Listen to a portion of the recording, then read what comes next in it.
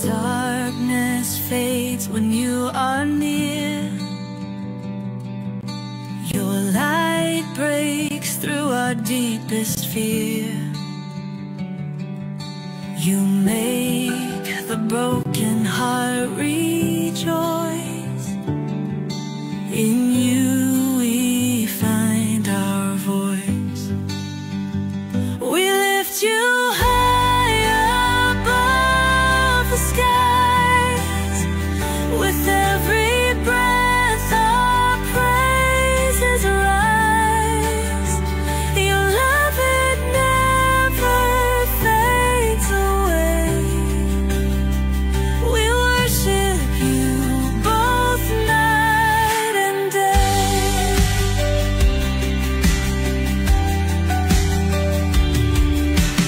Chains are broken in your name. In you we are never the same. Your power flows like mighty streams, fulfilling all our dreams. We lift you high above the skies. With every breath our praises rise. Your love, it never fades away. We worship you both night and day.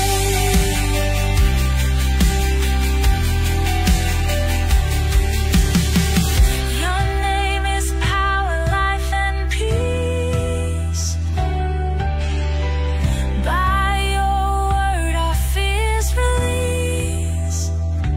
You are the hope that fills our soul. In you we find our goal. We lift you high above the skies. With every breath our praises rise. Your love, it never fades away. We worship you both night and day.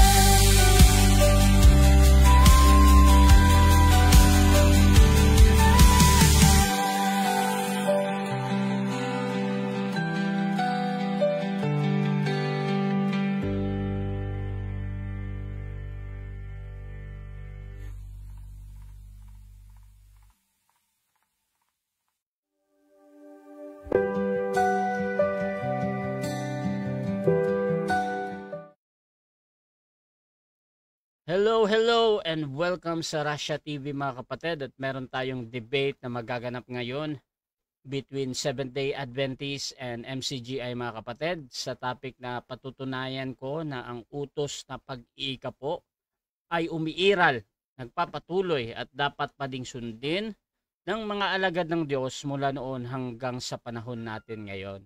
So again mga kapatid, ang ating topic ngayon ay patutunayan ng ating affirmative na ang utos ng pag-iikapo ay umiiral, nagpapatuloy at dapat pa ding sundin ng mga alagad ng Diyos mula noon at hanggang sa panahon natin ngayon.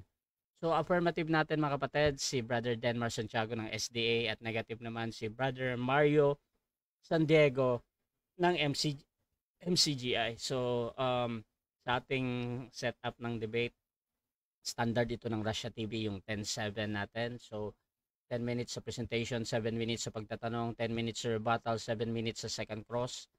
Meron tayong 5 minute na final conclusion. Mauuna si negative, mahuli si affirmative. Sa ating rules mga kapatid, yung ating rule number 1, yung limit sa pagsagot. Rule number 2, yung close-ended question. Kailangan sumagot muna bago magpaliwanag. Rule number 13, yung 10 seconds explanation rule. Kung wala doon ang sagot nyo, pwede kayong magpaliwanag ng 10 seconds. Rule number 4, sagutin ang tanong na naaayon sa tanong. Rule number 5, limit sa first stand, doon lang dapat magtanong sa inilatag, pero sa rebuttal pwede na doon.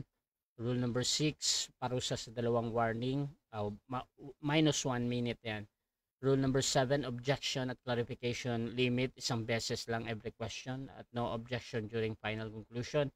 Rule number 8, no insult about physical appearance at pagmumura, hindi pwedeng banggitin at yung mga word na sinungaling, demonyo, kulto, pwede pa yan sa akin.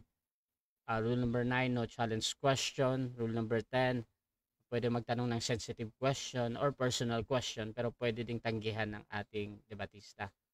Rule number 11, disconnection time limit, 7 minutes lamang ako maghihintay pag hindi nagre-respond yung ating debater. Rule number 12, bilang moderator, meron akong kapangyarihan magtakda ng bagong rules na hindi nakasaad dito kung ito lang naman ay kinakailangan.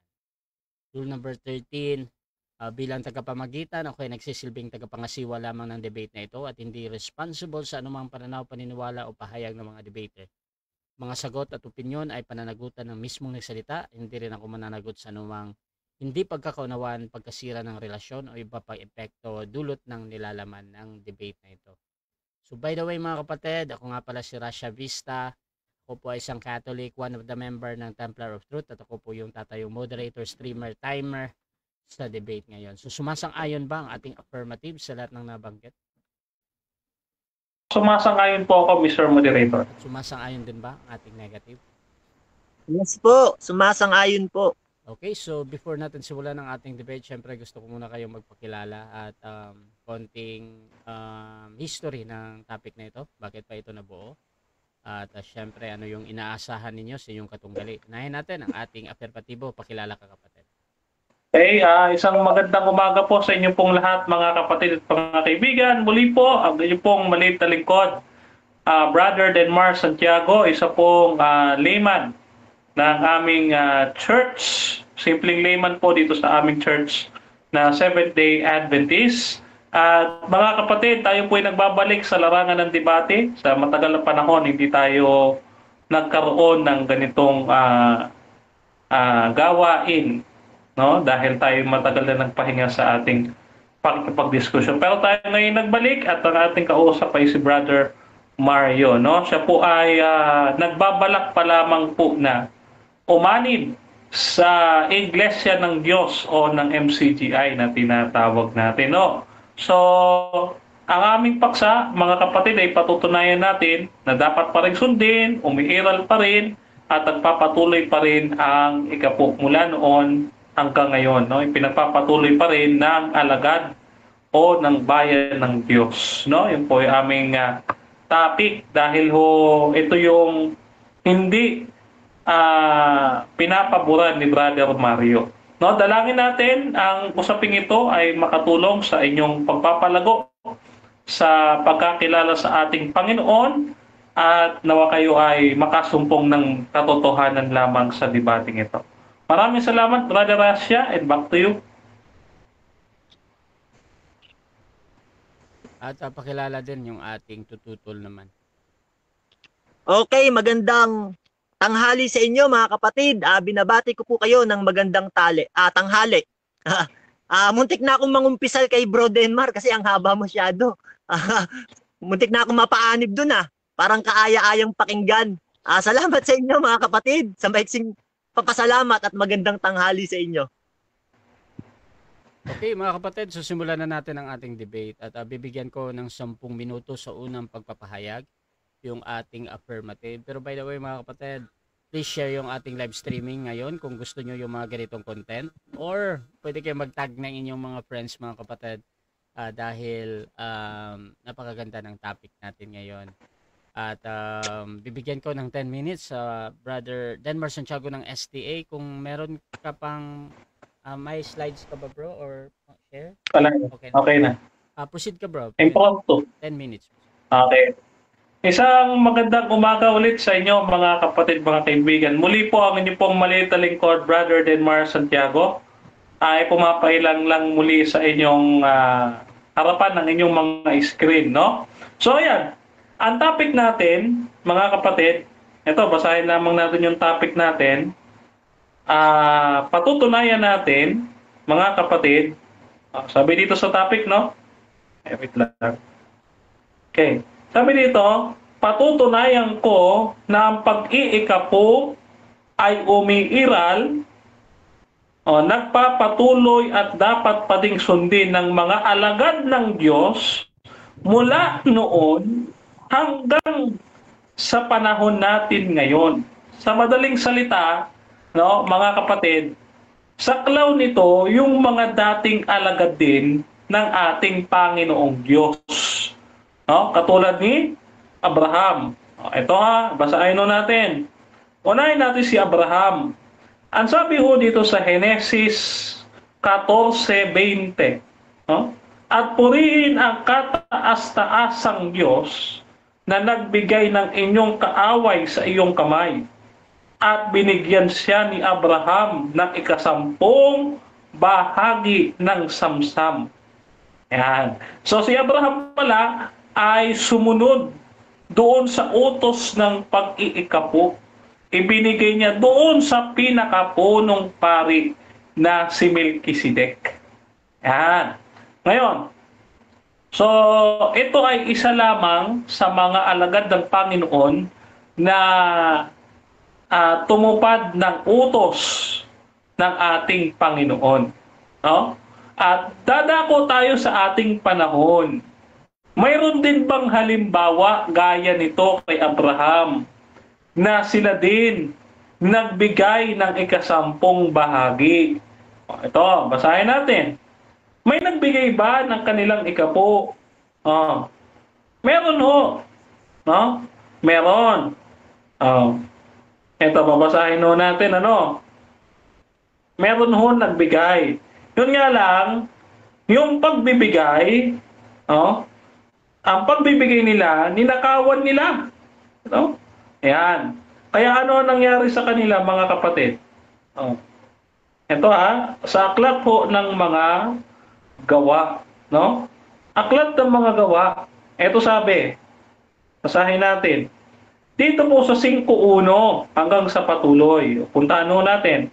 5:1 ng gawa.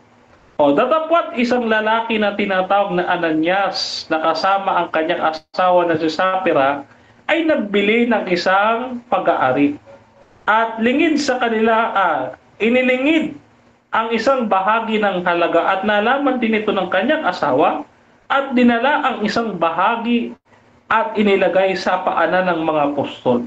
Datapwat sinabi ni Pedro, Ananias, bakit pinuspos si Satanas ang iyong puso upang magsinungaling si Espiritu Santo upang maglingid ng isang bahagi ng lupa, no? Halaga ng lupa.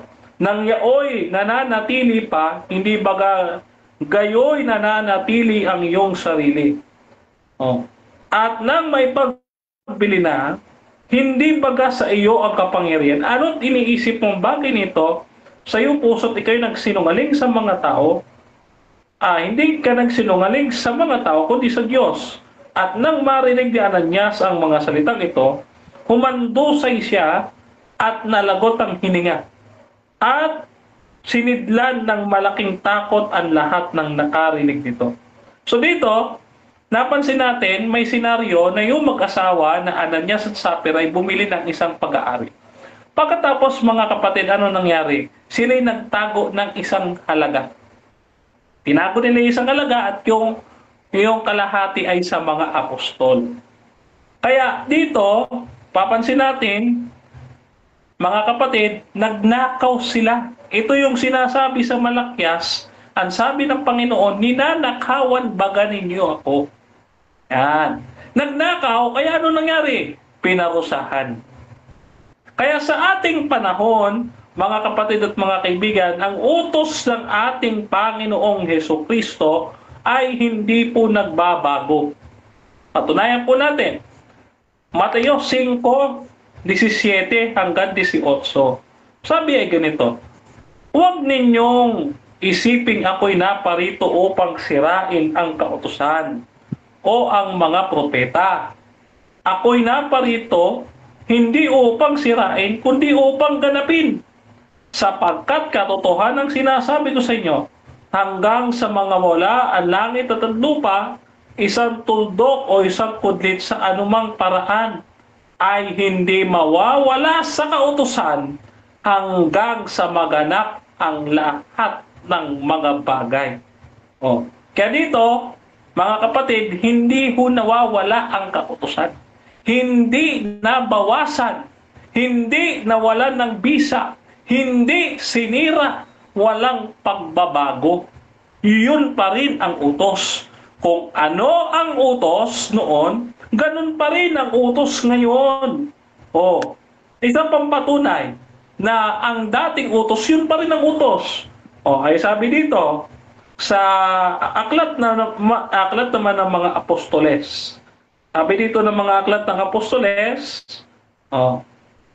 unang Juan 2:7, mga minamahal, wala akong sinusulat sa inyo na anumang bagong utos, kundi ang dating utos na nasa inyo na, buhat ng pasimula. Ang dating utos ay salita na inyong narinig. Wala nga pong bagong utos eh. Hindi nawala ang kautusan, hindi nasira, walang pinalitan. Kaya ang sabi, ang isinusulat namin sa inyo, ang sabi ni Juan, yun pa rin yung dating utos. Kaya hindi ho maaari na hindi magpapatuloy, hindi iiral at hindi susundin ng isang lingkod ng Diyos ang utos ng pag-iikapo. Susundin pa rin, no? Pero sa paanong paraan, tandaan natin, hindi ho tutol ang Panginoong Hesukristo at mga apostoles sa pag-iikapo. Ang maaaring tutulan ng ating kapatid, bibigyan ko na siya ng hint, bibigyan ko na siya ng palatandaan para makatulong sa kanya, no? Kasi baka mamaya may babasahin siya, no? Yung manner nung pagbibigay. Ang pagbibigay, dapat pagka tayo sumusunod, may pag-ibig. Sige, basahin natin. Ang sabi ay ganito. Basahin natin yung 14:15. 14:15 ng Juan. Kung ako'y inyong iniibig, ay tutuparin ninyo ang aking mga utos. Yan. So dapat ang ating pagsunod sa kautusan, ang ating pagsunod sa kautusan ay may pag-ibig. Hindi ka maaaring mag-ikapo kung hindi ka masaya. Kailangan masaya ka nagbibigay. So, hindi dapat tutulan ang pag-iikapo. Dahil hindi nga ako nagbago. Tandaan natin hindi nagbago, hindi pinalitan, hindi nasira ang kautusan. Ang nagbago, baka kasi may basahin na naman siya, bibigyan ko na ng pader. Ang nagbago, yung paraan kung paano isinulat ang kautusan. Halimbawa, sa 10 utos, dati siya'y nasa bato na, ngayon ay nasa puso na ng tao. Yan. Pero yung kautusan na iniutos, yun pa rin ho ang utos. Kung ano yung utos noon, yun pa rin ang utos ngayon. Hindi ho nagbabago. Dahil ang kautusan ng Panginoon, ay namamalagi magpawalang hanggan. Basahin po natin sa Biblia para ho ang ating kapatid ay maliwanagan doon sa ating sinasabi. Dito po sa aklat ng mga awit, mga kapatid. Sundan ninyo ako yung may mga Biblia dyan aklat po ng mga awit. Basahin natin Tagalog ito. Aklat ng mga awit. Okay, sabi dito sa 119 verse 142. Ang katwiran mo'y walang hanggang katwiran, at ang kautusan mo'y katotohanan. Ayan Ayan, yung katwiran ng Panginoon ay siya ring ipinagpapalagay na kautusan. Okay? Kasi sa Jewish literature, mga kapatid, may tinatawag tayong yung ginagamit nila dito na device, pinagpapalit nila yung topic doon sa first sentence sa ikalawang sentence, no?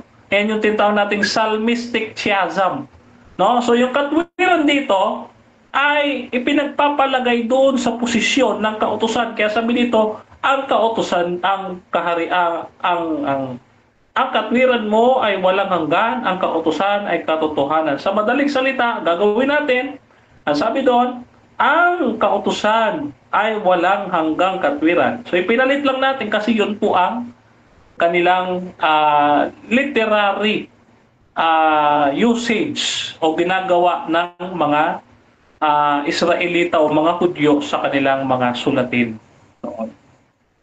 Thank you. So, dyan nagtatapos mga kapatid ang unang pahayag ng ating affirmative. Dako tayo sa pagtatanong ng ating negative. Brother Mario, 7 minutes. Your time start na. Okay, tanong ko sa'yo. Sabi mo sa Genesis ng 14 ng 20, binasa mo yung kay Abraham. Tapos malinaw, narinig ka na maraming mga tao. Naka-record to, naka-video. Sabi mo, sumunod si Abraham sa utos ng pag-iikapo.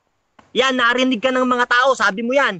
Sumunod si Abraham sa utos ng pag-iikapo. Tanong ko sa'yo, sa panahon ba ni Abraham, nung magbigay siya kay Melchizedek, may utos na ba ng pag-iikapo kay Abraham noon o kusa niyang pagbibigay yon? Tanong ko sa'yo. May utos na po bago sa panahon ni Abraham. Sa totoo lang, bago pa ang paglalang, ang kautusan ay umiiral na. Yan ang paniniwala namin kapatid ha. Ang kautusan ay kasing likas ng Diyos na walang hanggan. Kung saan ang kautusan siya'y patibayan ng luklukan ng Diyos. Yan, saan natin mababasa? Okay. Ang tanong ko sa'yo, hindi ko tinatanong kung yung kautusan umiiral na. Ang tanong ko sa'yo, kasi sabi mo, malinaw narinig ka ng mga tao, wag mong iibayin yung sinabi mo.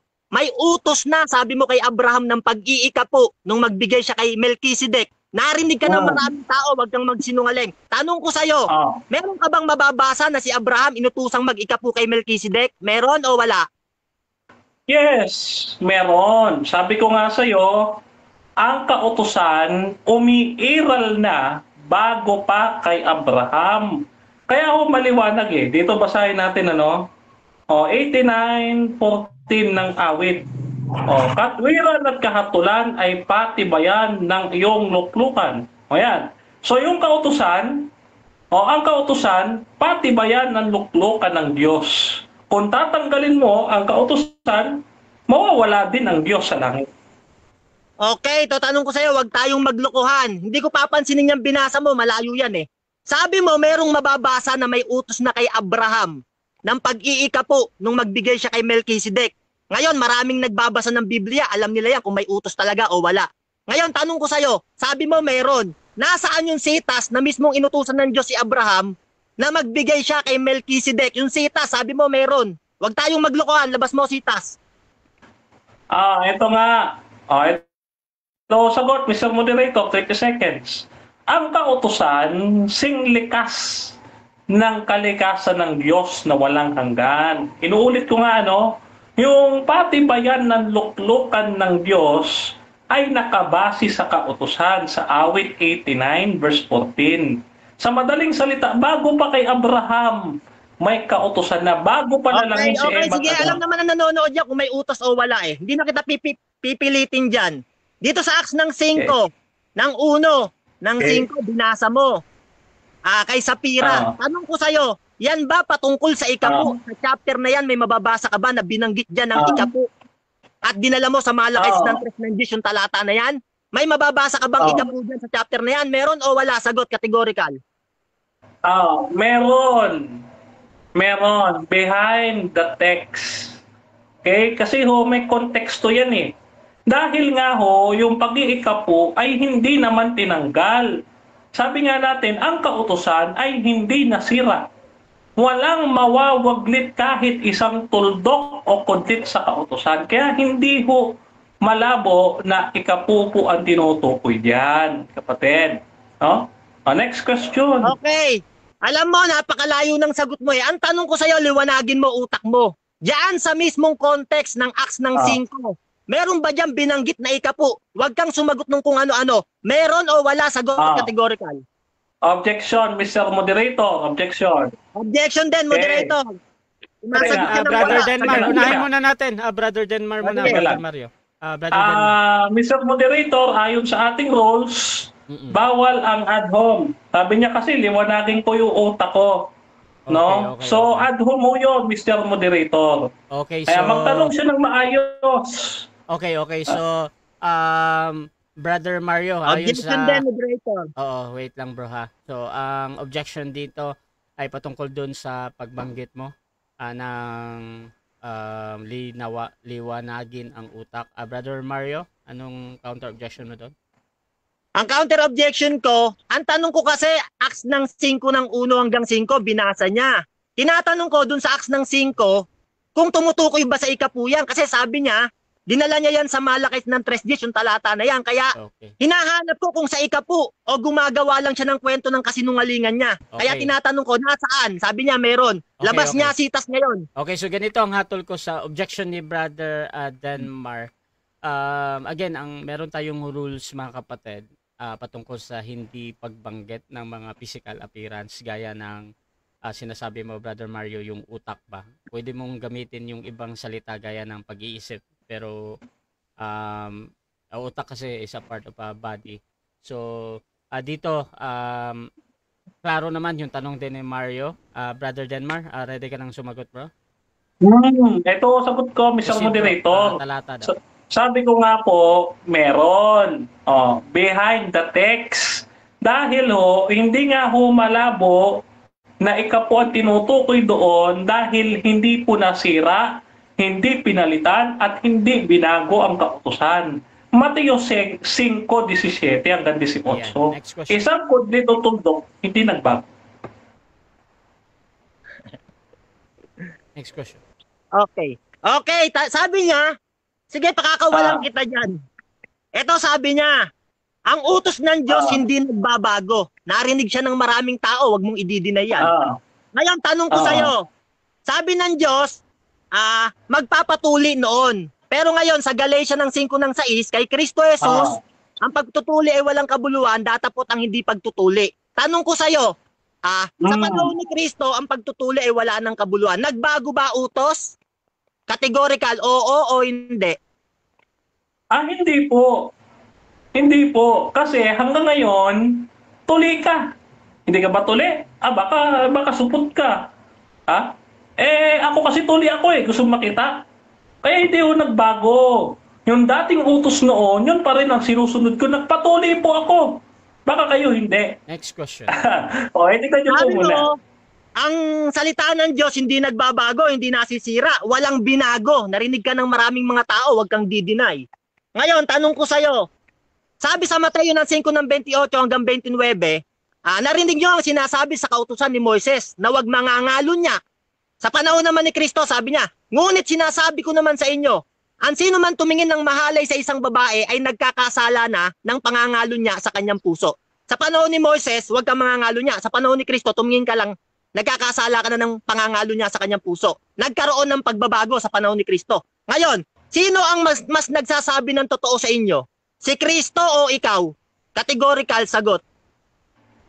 Sagot po, pareho. Dahil sa panahon po noon, bawal ang pangangalo niya. Sa panahon ni Kristo, bawal pa rin. May dinagdag lang siya, pero hindi nagbago. Bakit? Bawal pa rin mangalo niya. Kung nagbago na kautusan, pakulunyain mo yung iyong asawa. Try mo. Try mo kaya ngayon. Okay, eto next question. Sige. Eto sabi ngayon sa Biblia. Noon sabi kay Moises, huwag kang papatay. Sa panahon ni Kristo, magalit ka lang sa kapatid, pumapatay ka na. Tanong ko sa'yo, meron bang nagbago? Dahil sinasabi mo walang nagbago. Tanong ko sa'yo, meron na bang nagbago? Meron o wala? Sagot categorical, huwag kang magsinungaling. Okay, wala po. Kasi sa panahon pa rin nila noon. Time. Ay. Okay, so Ayan. nagtatapos mga kapatid ang unang pagtatanong ng ating negative. Shoutout muna sa ating nasa live kay The Bread of Our Soul. Sabi niya, sablay ka Denmark. Roma 5:13, sapagkat ang kasalanan ay nasa sanglibutan hanggang sa dumating ang kautusan. Ngunit hindi binibilang ang kasalanan kung walang kautusan. Shoutout din kay Pastor Jermel Amlon. Doon ako sure. Shoutout din kay Iggy Boy Kilat. Negative din ako sa ikapo sa panahon ngayon. Pero kay Denmark ako nakapag-aral yan. Di tulad kay Mario TV. Show ni Soriano lang pero tigasin naman sa debate. At shoutout din kay Chris Dogkot. Shoutout po. At kay Arnel Hiban. God bless bro Denmark. At dako tayo sa ating negative presentation. Brother Mario, your time start now bro. Okay, magandang tanghali sa inyo mga kapatid. Binabati ko kayo ng magandang tanghali. Bro Denmark, kamusta? Hindi mo na ba ako natatandaan? Ako to, si Mario. Dati nakabike ka lang, ngayon nakakotse ka na. Ang lakas ng kompra mo sa ikapu. Ngayon ganito, no? Sabi sa Hebreo ng 7:12, sapagkat nang palitan niya ang pagkasaserdote, ay kinakailangan na rin palitan ang kautusan. Ngayon mga kapatid, nang si Kristo ang pumalit sa pagkasaserdote ni Moises, palibasay may lalong kaluwalhatian sa nagtayo ng bahay, kinakailangan na ring palitan ang kautusan. Ngayon, si Kristo ang pumalit ng pagkasaserdote na katulad ng pagkasaserdote ni Melchizedek. Ngayon, sabi sa Hebreo ng 7:12, nang pumalit siya sa pagkasaserdote, ay kinakailangan na rin palitan ang kautusan. Bakit kapatid? Ganito ang ating mababasa sa Hebreo 7:18. Sapagkat napapawi ang unang utos dahil sa kanyang kahinaan at kawalan ng kapakinabangan. Yan. Napawi ang unang utos, sabi ng Biblia, no? Dahil sa kanyang kahinaan at kawalan ng kapakinabangan. Bakit? Kasi sa panahon na yon ang nakikinabang, sinasamsam ng mga Levita at ng mga saserdote. Sinasarili nila. Hindi nila binibigyan yung mga babaeng bao, yung mga taga-ibang bayan na mga may parti sa ikapu. Nangyayari rin yan sa ating panahon. Maraming mga pastor ngayon, sinasarili ang ikapu. Kaya dyan nagalit ang Panginoon. Nagkaroon ng kahinaan at kawalan ng kapakinabangan, sabi ng Biblia. Kasi nga, pinakikinabangan ng mga mangangaral yung ikapu at hindi nila sinusunod ang utos ng Diyos. Yan ang katotohanan mga kapatid. Nung panahon ni Kristo, sa Hebreo ng 1:1, ganito ang ating mababasa hanggang 2. Ang Diyos ay nagsasalita sa iba't ibang panahon, sa iba't ibang paraan, at sa ating mga magulang sa pamamagitan ng mga propeta. At sa ating panahon ay nagsasalita siya sa pamamagitan ng kanyang anak na si Jesucristo. Ngayon, sabi ng Biblia, ang Diyos ay nagsasalita sa iba't ibang panahon.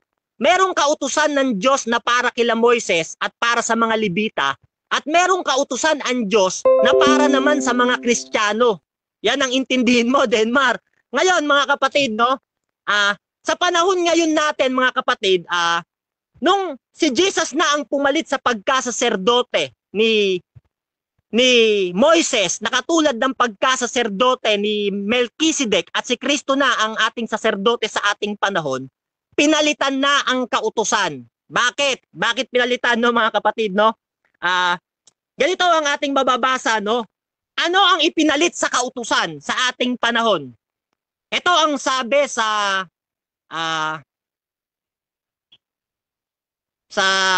Ikalawang Korinto ng 8, ng 11 ng 12 sa magandang Biblia na pinagtulungan isalin ng mga protestante at ng mga Katoliko, ganito ang ating mababasa. Kaya tapusin na ninyo ito. Ang sigasig ninyo noon sa paghahangad ay tumbasan ninyo ng sigasig na tapusin ang mga bagay na ito. Magbigay kayo ayon sa inyong makakaya. Yan mga kapatid, no? Ang mga apostol hindi na nagturo ng ikapu. Wala kang mababasa niyan mga kapatid. Ang sabi ng mga apostol sa kanilang mga turo, magbigay kayo ayon sa inyong makakaya. Verse 12. Sapagkat kung may hangaring magbigay, ay tatanggapin ng Diyos ang inyong kaloob ayon sa inyong makakaya. Yan kapatid, no? Ikapu ba yan? Ayon sa inyong makakaya. Yan kapatid, no? At hindi ayon sa hindi nyo kaya. Yan kapatid. Problema kila Denmark, ikapu pa rin. Wala kang ang mababasa na ang mga apostol nagturo pa ng ikapu. na magbigay ang mga Kristiyano, kapatid, kasi nga may bago ng utos. Ang Diyos ay nagsasalita sa iba't ibang panahon. May utos na para kila Moises at sa mga Levita, Israelita, may utos para sa mga Kristiyano. Yan, kapatid, dapat matuto kayong mga pastor. Ito sabi sa Roma ng 12:8. Ito rin ang sabi ni Apostol Pablo. Magpalakas ng loob ang may kaloob sa pagpapalakas ng loob. Kung pagbibigay ang inyong kaloob, magbigay kayo ng buong puso. Yan, kapatid, no? Magbibigay ng buong puso. Hindi sinabing magbigay kayo ng ikapo. Biruin mo sa dami ng sulat ni Pablo, wala siyang sinabing ikapo na magbigay ang mga Kristiyano. Hindi ba kayo nagtataka, mga kapatid? Pero sa mga pastor, meron pa ring ikapo. Bakit?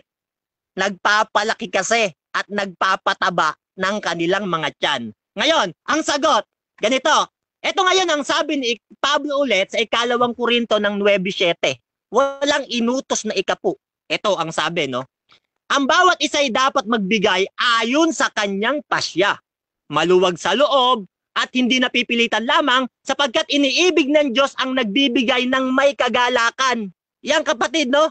Iniibig ng Diyos ang nagbibigay ng may kagalakan. Ang ikapo utos. Sa pilitan yun mandatory yun na pag di ka nagbigay, may curse na darating sa'yo. Kaya dito, tinatanggap ng Diyos yung nagbibigay ng may kagalakan. Magbigay ayon sa inyong ipinasya. Binago na ang kautusan. Bakit? Kasi nga, mga kapatid, Hebreo 9:10, palibasay mga palatuntunan lamang na ukol sa laman hanggang sa dumating ang panahon ng pagbabago. Yan, kapatid, no? Meron ng panahon ng pagbabago. Yan ang dinauunawaan ng mga pastor ng ikapo. Etong si Pastor Denmar, tagapagtanggol ng ikapo. Kaya pala lumalaki siya. Eto, mga kapatid, no? Ano ang kinalulugdan ng Diyos sa panahon ng Kristiyano? Ikapo ba, mga kapatid? Hindi. Basa. Hebreo 13:16. Datapwat ang paggawa ng mabuti at ang pag-aabuloy ay huwag ninyong kalimutan. Sapagkat sa mga gayong hain, ang Diyos ay nalulugod. Yan, kapatid, no? Yung paggawa ng mabuti, pati yung mga pag-aabuloy, sabi ng mga apostol, huwag niyong kakalimutan. Sapagkat ang Diyos nalulugod sa ganung hain. Kapatid, no? Kasi sa panahon ni Kristo, mga kapatid, hain at handog ay hindi ko ibig. Hebreo 10:5. Ngunit isang katawan ang sa akin ay inihanda mo. Hindi na kailangan ng Diyos ng pera, kapatid. Dahil siya ang may-ari ng lahat. Saan natin mababasa yan, kapatid? Awit 50:12. Kung ako'y magutom ay hindi ko sasaysayin sa inyo, sapagkat ang sanlibutan ay akin at ang buong narito. Ngayon, sa panahon natin, sabi ng God, no? Kung magutom ako, hindi ko sasaysayin sa inyo, sapagkat ang sanlibutan ay akin at ang buong narito. Sino ba ang nangangailangan ng ikapo? Tanong, Diyos ba o si pastor? Yan, kapatid, malinaw yan. Yan ang aralin mo. Yan ang poste na gibain mo. Yan ang tinayo ni Camacho. Kaya sabi lagi ni Camacho, itinatayo ko ang isang poste, itinatayo ko yung kabilang poste, gibain mo kasi Adventist ka, kasama mo yan Kaya nangyari si Camacho rin, ang daming tinayong poste. Kaya ang Pilipinas pumangit Puro poste tinayo ni Camacho Katulad mo, Adventist ka rin Tayo kayo ng tayo ng mga poste, wala namang bahay. Ngayon, no, kapatid, ganito, no? Sa panahon natin ngayon, mga kapatid, bakit nagkaroon ng pagbabago? Yan, kapatid. Si Pastor Denmar dito maiintindihan Yung mga nanonood na lang ang makinig kasi si Pastor Denmar, hahanap yan ng butas. Kasi ang hinahanap niya ay pagtanggol ang ikapo Kaya pala si Pastor Denmar, alam mo, Pastor Denmar, 3 verses na lang yayaman ka na. Grabe ka. Gamit na gamit mo yung malakit ng 3:9-10 Gamit na gamit mo Kaya ako naniniwala, 3 verses na lang malapit ka ng yumaman. Oo, kapatid, pero wag ka. Sabi ng James ng 5:5, ang inyong mga puso ay inyong pinataba. Kaya pala ang taba nito kayo'y inihanda sa isang araw ng katayan. Yan, kapatid, no? Inihanda pala yung mga matataba sa araw ng katayan. Kaya pala sa lugar nila doon sa Adventist, sabi ng Mateo ng 8:30, sabi doon, may kawan ng mga baboy ang kumakain sa di kalayuan sa kinaroroonan nila. Kaya pala, ang lakas ng kompra ng ikapo. May kawan ng mga baboy ang kumakain sa di kalayuan doon sa kinaroroonan nila. Yun yung mga Adventist. May kawan ng mga baboy ang nanginginain. Grabe kayo. 3 verses na lang, yayaman na kayo. Tama yan. Pastor Denmar, ikaw ang tagapagtanggol ng ikapu. Bakit? Sabi sa Epeso ng 3:19, ang kanilang kahihinatnan ay ang kapamakan, na ang kanilang ginodiyos ay ang kanilang tiyan, at ang kanilang kapurihan ay nasa kanilang kahihiyan na nag-iisip ng mga bagay na ukol sa lupa. Biruin mo, iniisip mo, puro ikapu. Ang daming mas mahalagang bagay sa ikapu. Mateo 23:23, ang kahabagan, ang pag-ibig. Kaya nagagalit si Kristo sa inyo eh. Puro ikapu yung kinukuha nyo eh. Ang nakapagtataka mga kapatid, hindi nila kinukuha yung mga konis, yung komino, yung mga herbal. Puro pera lang. Grabe kayo, ang gagaling ng utak nyo, Pastor Denmar. Alam mo, sabi sa Roma ng 16:18, sapagkat ang mga gayon ay hindi nagsisipaglingkod sa Kristong Panginoon, kundi saan? Sa kanilang mga sariling tiyan, at dinadaan nila sa mabubuting pananalita at maiinam na talumpati at dinadaya ang mga puso ng mga walang malay. Yang kayo mga kapatid, ang dami yung dinadaya, walang alam sa Biblia. Mahiya kayo, Pastor Denmar. Walang utos niyan. Okay, so dyan nagtatapos mga kapatid ang ating negative presentation. Dako tayo sa unang pagtatanong ng ating affirmative. Brother Denmar Santiago ng SDA. Your time Okay. starts. Okay. Ayon doon sa sinasabi mo, naniniwala ka doon sa nababasa. Tama ba? Naniniwala ka doon sa may mababasa? Tama ba? Yes or no? Yes, naniniwala ako sa may mababasa, pero merong aral sa Espiritu. Unang Korinto ng 2:10. Ang Diyos ay nagpapahayag sa atin sa pamamagitan ng Espiritu, sapagkat ang Espiritu ang sumisiyasat ng lahat ng mga bagay. Oo, ng mga malalalim na bagay ng Diyos. 2 Korinto ng 3:6. Hindi lahat per titik. Merong aral sa Espiritu, hindi lahat mababasa. Sana naman pag tumanong ka o ipakita mo na may aral sa Espiritu. Okay. Ikalawa kong tanong, kung naniniwala ka doon sa mababasa, kung maniniwala ka doon sa mababasa, no? Kasi sabi mo, wala tayong nabasa na iniutos ng mga apostol ang pag-ikapu. Ngayon, hanapan naman kita. May mababasa ka rin ba? Utos ni Kristo at ng mga apostol. Letra por letra. Huwag na kayong mag-ikapu. Meron ba o wala? Meron, yes! Babasa ako, pero may aral sa Espiritu. Pag nabasa ko, aaminin mo, sinungaling ka. Sige, babasa ako. Bigyan mo ako ng 30 minuto, ayon sa Biblia, patutunayan ko. Pagsasangay-sangayin ko mga verses. Okay. Nakikita ka ngayon, mapapahiya ka ngayon. Meron. Okay, next question. Ulitin ko ang tanong. Ang sabi mo kasi, naniniwala ka doon sa may mababasa. Ang sabi mo kasi sa akin, wala ako nabasa. Ngayon babalikan kita. May mababasa. Nakasulat, letra por letra, sinabi ni Jesus at ng mga apostol, huwag na kayong mag-ikapu. Meron ba o wala? Categorical. Yan, sige. Meron akong babasahin. May aral sa Espiritu na inalis na ikapu. Pag nabasa ko, tatanggapin mo, sinungaling ka, niloloko mo mga tao. Bigyan mo ako ng 30 minuto. Pag sasangay-sangayin ko Biblia, mapapahiya ka ngayon. Kausapin mo si Bro, sa babasa ko. Meron. Ulitin ko tanong ha. Kailangan maliwanag ang sagot.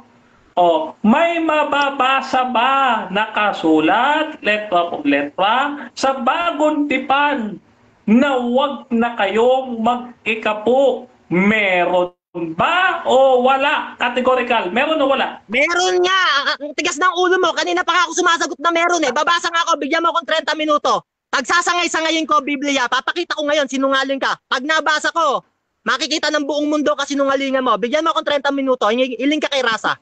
Sige, babasa ako, patutunayan ko. Okay, next question. Next question ha. Sabi mo meron at Okay. meron ka mababasa. Hihingin ko saang talata, kapitulo, versikulo, mababasa, letra por letra, sa bagong tipan, huwag na kayong mag-ikapu. Unang Korinto ng 2:10, ito sagot ko sa'yo. Hindi lahat per letter, merong pahayag sa Espiritu. 2 Korinto ng 3:6. Kaya nga kanina ko pa sa'yo yan sinasabi. Meron akong mababasa na ang ikapu inalis na at hindi na utos. Pero hindi letra por letra. Pag nabasa ko sa'yo ngayon, inalis na ikapu. Pag sasangay-sangayin ko mga talata, talo ka na. Eto ha, binigay mo ha. Unang Korinto 2:10, binigay mo. Ngunit ito'y pinahayag sa atin ng Diyos sa pamamagitan ng Espiritu, sapagkat sinasaysay ng Espiritu ang lahat ng bagay na mga malalalim na mga bagay ng Diyos. Tanong ko, tinatanong kita kanina, may mababasa ba? Letra por letra, bawal o wala ng pag-iikapo? Binigyan mo ko unang Korinto 2:10. May nabasa ka ba na wala ng ikapo diyan? Meron ka bang nabasa? Meron o wala? Ito, sagot ko sa'yo. Ginamit ko yung unang Korinto para ipakita ko sa'yo may Objection. prayers sa Espiritu. Objection. Babasahin ko ang mga verses. Objection? Bro Denmar. Ayon sa ating rules, Mr. Moderator, ang unang lalabas sa bibig niya Objection, kapag objection. Wait lang categorical. bro Mario ha. Sige lang. Wait lang. Pagka-categorical, ang unang lalabas sa bibig niya, yung pagpipilian, Mr. Moderator. Categorical po yung tanong ko. Paulit ka yung tanong mo, Bona. Ang tanong ko, dito sa unang Korinto Yes, 10 na ibinigay niya, unang Korinto 10, tinatanong ko po kasi siya, Mr. Moderator, saang kapitulo, versikulo mababasa, letra por letra, wala na ang pag-iikapo o bawal na ang pag-iikapo. Binigay niya unang Korinto 2:10. Nag-follow up po ako. Nag-follow up po ako. Sabi ko sa kanya, may mababasa ka ba sa unang Korinto 2:10 na ikapo o hindi na pwedeng pag-ikapo? Meron o wala? Okay. So, ang pagpipilian dito yung meron or wala. Brother Mario, meron ka bang counter objection or ready ka na? Ito counter objection. Proceed. Ang sagot ko nga meron. Okay, meron. Yan, sagot ko kanina pa, letra por letra, meron nga eh. Okay. Pero hindi direct na letra por letra, aral sa Espiritu. Okay, Ginamit Bro ko Mario. yung unang Korinto ng Wait lang, 2:10 bro. para ipakita Wait na lang bro. ang Bro. Diyos. Wait lang bro. Gusto ko lang i-on yung time ko sa sagot mo na meron. Sumasagot naman bro Denmar. Sige. Proceed lang, bro Mario. Okay. Yan, ang sagot ko nga meron. Pero hindi actualing letra por letra. Meron talaga, inalis na ikapo, babasahin ko. Pag nabasa ko, tatanggapin niya, sinungaling siya. Ginamit ko yung unang Korinto ng 2:10 para ipakita na hindi naman lahat talagang letrang por letra talaga. Hindi ganyan ang pag-aaral ng Biblia, mali ka dyan. Kaya pala kayo naliligaw kayong Next mga question. Adventist eh. Pag kayo, Next question, Sabi mo, ulitin ko ulit para gets mo. Ang sabi mo kasi, meron kang mababasa na wala ng pag-iikapo o pinagbabawal na ang ikapo. Sabi mo meron mababasa. So dapat mabasa ko. Diba? Kasi mababasa ulitin ko para maliwanag. Saang kapitulo, versikulo may mababasa na kasulat sa Biblia na bawal na ang pag-iikapo o wala na ang pag-iikapo? Saan? okay, eto, sige na, ibibigay ko na. Sabi kasi ng Bible, wag ihagis sa baboy eh. Nakikita ko, baboy ka. Pero ibibigay ko na sa'yo kung namimilit ka. Sabi dito na- Objection. Malakit Time ng stop po na. text ng Time stop po na. Objection. Objection bro. Proceed bro. Mr. Moderator, nag-a-ad hominem na Okay. naman siya. Hindi ko Objection, malalagpasin Moderator. yan. Okay. Nasa Bible Yung yung sagot ko. tinatawag, Nasa Bible yung sagot ko. tinatawag niya Masulat kung yan. baboy. Hindi yan Okay. Teka lang. Okay, Relax wait ka lang. Nasa Bible yan. Wait wag lang bro ihagis sa Mario, baboy. wait lang bro Yan. Mario. Dito muna tayo sa Relax. objection ha. Puso Meron- mo, relax. Meron namang counter Kalma. objection. Proceed. Okay. Kalma, baby, kalma. Okay? Sige, babasa ako. Ah, Babasa Wait lang ako bro para Mario. makita ng Wait mga lang bro Bible Mario. yan. Wait lang bro. Hmm. Bro Denmar. Relax ka lang. Relax ka lang. Proceed, bro. Proceed, bro. Mr. Moderator, nag-a-add home ulit siya. Hindi ko palalagpasin ito, yung pagtatawag o pagtuturing niya Objection, sa akin na moderator, hindi baboy. adom yan. Okay, Nasa okay, Biblia okay. yan, sagot ko, wag ihagis sa baboy. Hindi ko naman sinabing siya yun. Okay. So Wala akong sinabing siya nga, yun. ganito. Hahatol mo na ako. Una, wala talagang problema doon sa binanggit. Bible yan eh. Wait lang bro Mario ha. Walang problema doon sa binanggit na baboy patungkol doon sa kinote mo sa Bible ba? Patungkol sa wag ihagis sa baboy kasi nababasa naman talaga yan. Pero doon lang sa baboy ka na binanggit mo, bibigyan kita ng isang warning doon ha. So, proceed ka lang Brother Mario sa sagot mo bro. I think sa sagot ka. Okay, sige, sasagot ako. Sabi sa Mateo ng 3:7 pati sa 14, yan palatuntunan at nasa gitna niyan context niyan ikapo sa Malakay ng 3, 7 at 14 basahin mo. Ngayon, yan palatuntunan na yan kapatid, inalis na yan kasama diyan ng ikapo Anong katunayan? Kolosas ng 2:17. Kasama ng ipinako yan ni Kristo. Next question. Inalis na yan laban sa atin. Next question. Kasama yan sa isa po. Next question. Next question. Sa binigay mong mga talata, mababasa ba natin na wala ng ikapo? Tandaan mo ang sabi mo, mababasa. Okay? Ang sabi mo, mababasa. Sige. Eto, may mababasa ka ba na wala ng Time 7. Sayang naman. Okay, so dyan nagtatapos mga kapatid ang ating first stage ng ating debate. At shoutout muna tayo mga kapatid sa ating nasa live. Sabi ni Pastor Dino Diaz, context daw noon sa Malakias ang Hebrew. Shoutout din kay Pastor Jeff T. John Orieta ng PAM. Sino ba yung Mario na yan? Bakit ang ingay? Bakit pinatulan mo yan, Bro Denmar? Shoutout din kay Kadasig sa pagtuo. Wait lang ha.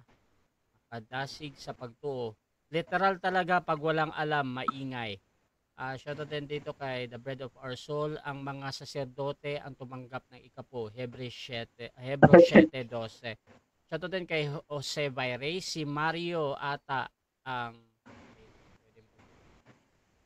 shoutout din mga kapatid kay Pastor Iggy Boy Kilat. Ang nagbibigay ay pinagpala. At Renz Belza, ikapo ang usapan na damay pati baboy. Shoutout din kay Pastor Dino Diaz, kung wala ang script ni Soriano, walang maidaldal itong Mario. Shoutout din mga kapatid kay Amy Alfonso sa MCGI Me.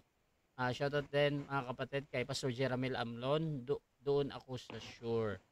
At tuloy-tuloy tayo mga kapatid. At dito pala kay Fernando Camacho, Go Cup Denmark talo negative bugbog na naman.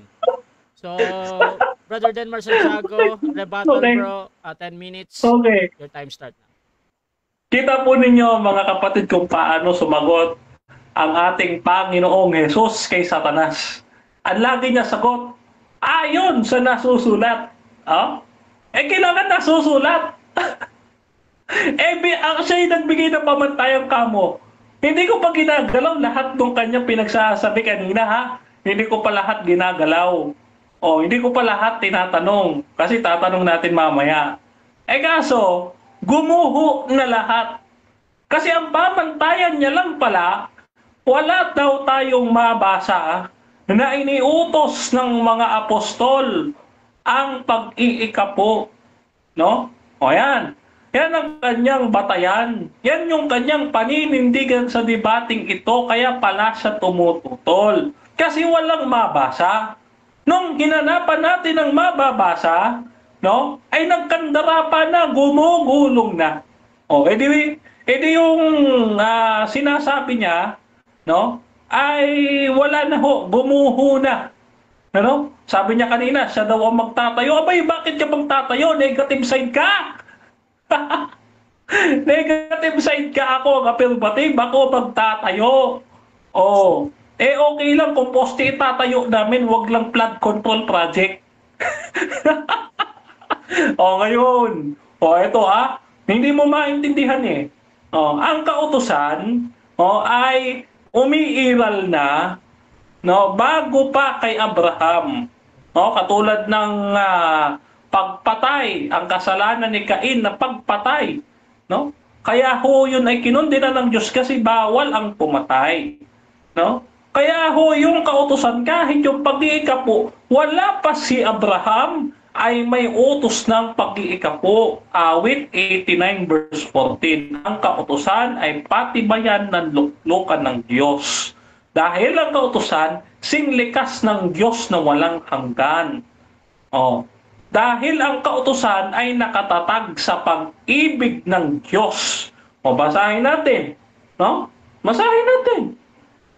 Ang kautusan, ang katuparan ng kautusan ay pag-ibig, sabi ni Apostol Pablo. Kaya naman yung kautusan, ang kautusan, sabi dito, sa Roma 13:10, ang pag-ibig ay hindi gumagawa ng masama sa kanyang kapwa. Ang pag-ibig nga ay siyang katuparan ng kautusan. O, edi maliwanag dahil ang Diyos ay pag-ibig, mayroon ng kautusan bago pa lalangin ang langit at lupa. Kabilang doon ang pag-iikapo. Yan. Kaya sa panahon pa lang ni Abraham, may utos na. O, sasabihin niya, ay hindi, pang Israel lang yan, pang Hudyo lang yan. Hudyo ba si Abraham? Oh, mali. Oh, di ba? Oh. Kaya dito, dito tinatanong ko siya, may mababasa ba? Oh, nagkaandara pa siya, scramble siya kung saan siya hahanap ng sagot. Kung ano-ano sinagot. Oh, unahin natin yung sagot. Unang-una yung baboy. Aba, hindi ho natin topic yung baboy. Oh, yung baboy, yun ay tinitirhan ng masamang espiritu. Yun yung kinakain mo. Sisig, adobo, sinigang, kaya nasa loob mo masamang espiritu. Oh. Ha? Oh, pagka ikaw tanungin ko, gusto mo ba ng baboy? O, next topic natin yan kung gusto mo. O. Ngayon, eto, sagutin natin siya. Sa Hebreo 7:12 hanggang 18, ang pagbabago doon, siya na mismo nagsabi, pinalitan ni Jesus ang pagkasaserdote ni Melkisedek. Dahil yung pagkasaserdote ng mga Levita, ang pagkasaserdote ng mga Levita, ay may kakulangan. Ano yung kakulangan na yun? Yung kakulangan na yun, mga kapatid, ay yung pagkamatay ng mga Levita. Kaya sabi niya sa 16, na ginawa hindi ayon sa kautusan na ukol sa laman, kundi ayon sa kapangyarihan ng isang buhay na walang katapusan. Bakit? Kasi si Jesus ang pinakalalo o pinakagaling na saserdote na hindi mapapalitan. Hebreo 7:23 hanggang 28. Ang usapin po diyan ay yung paghahalimbawa o pagkukumpara kay Jesus at sa mga Levita. Yung mga Levita, sila'y mamamatay. May limitasyon. Kaya ho pinalitan ang pagkasaserdote si Jesus na Diyos ay hindi namamatay. Siya ay saserdote. Mamalagi siya magpakailanman na saserdote. Wala pong issue ng pag-iikapo diyan. Ngayon, dito naman sa ikalawang Korinto 9:7 na sinasabi niya. Kaya nga ho, binigyan ko na siya ng hint eh. Hindi ho against hindi po against ang Apostol Pablo sa pag-iikapo. Against siya doon sa manner. Ano yung manner? Kung masaya ka ba o hindi. Kami masaya kami nagbibigay. Bakit? Pinaliwanag ko na kanina. Ang pag-ibig, siya'y katuparan ng kautusan. Hindi ka maaaring tumupad sa utos nang hindi ka umiibig. At kung umiibig ka, masaya ka siyempre. Kaya masaya kami nagbibigay. At yung sabi mo na ayon sa makakaya, yes, kaya naman namin magbigay ng ikapo. Hindi usapin doon yung ikapo. Ang usapin doon yung manner. Yung pamamaraan ng pagbibigay. Kung masaya ba, kung kaya mo ba, Ayan. Kaya mali ho yung context niya. Nagbabasa siya, hindi niya iniintindi ang context. Ngayon, yung nasa Kolosas, hindi niya naintindihan bababa mo sa 18. Kolosas 2, baba mo 18, basahin natin. 2:18. Ayan sino man ay huwag manakawan ng gantimpala sa inyo sa pamamagitan ng kusang pagpapakababa at pagsamba sa mga anghel na mananatili ang mga bagay ay kanya nakita ay nagpapalalo ng walang kabuluhan sa pamamagitan ng kanyang akalang ukol sa laman. So hindi ho against si Pablo sa pag-iikapo. Against siya doon sa manner. Mga kapatid, kung paano ipinangingilin kung paano ang pagsunod sa kautusan ng mga mananampalataya noon. Bakit ang ginagawa nila ay sumasamba sa anghel? Ayun naman po pala eh. No? Doon ho namumuhi si Apostol Pablo sa manner, sa pamamaraan kung paano sinusunod ang kautusan. Wala siyang problema sa kautusan, kundi doon sa pamamaraan kung paano sundin ang kautusan. Yan. Oh. Kaya hindi niya humag-ibang-iba eh. Sabi niya, magtayo daw kami ng poste. O, nagtayo ako ng poste, hindi mo magiba. O, anong poste? Ito, Mateo 5, uulitin ko na naman. O, Mateo 5, 17 hanggang 18. Pasinungalingan mo ito. Sabi nito, huwag ninyong isiping ako'y naparito upang sirain ang kautusan o ang mga propeta. Ako'y naparito, hindi upang sirain, upang ganapin.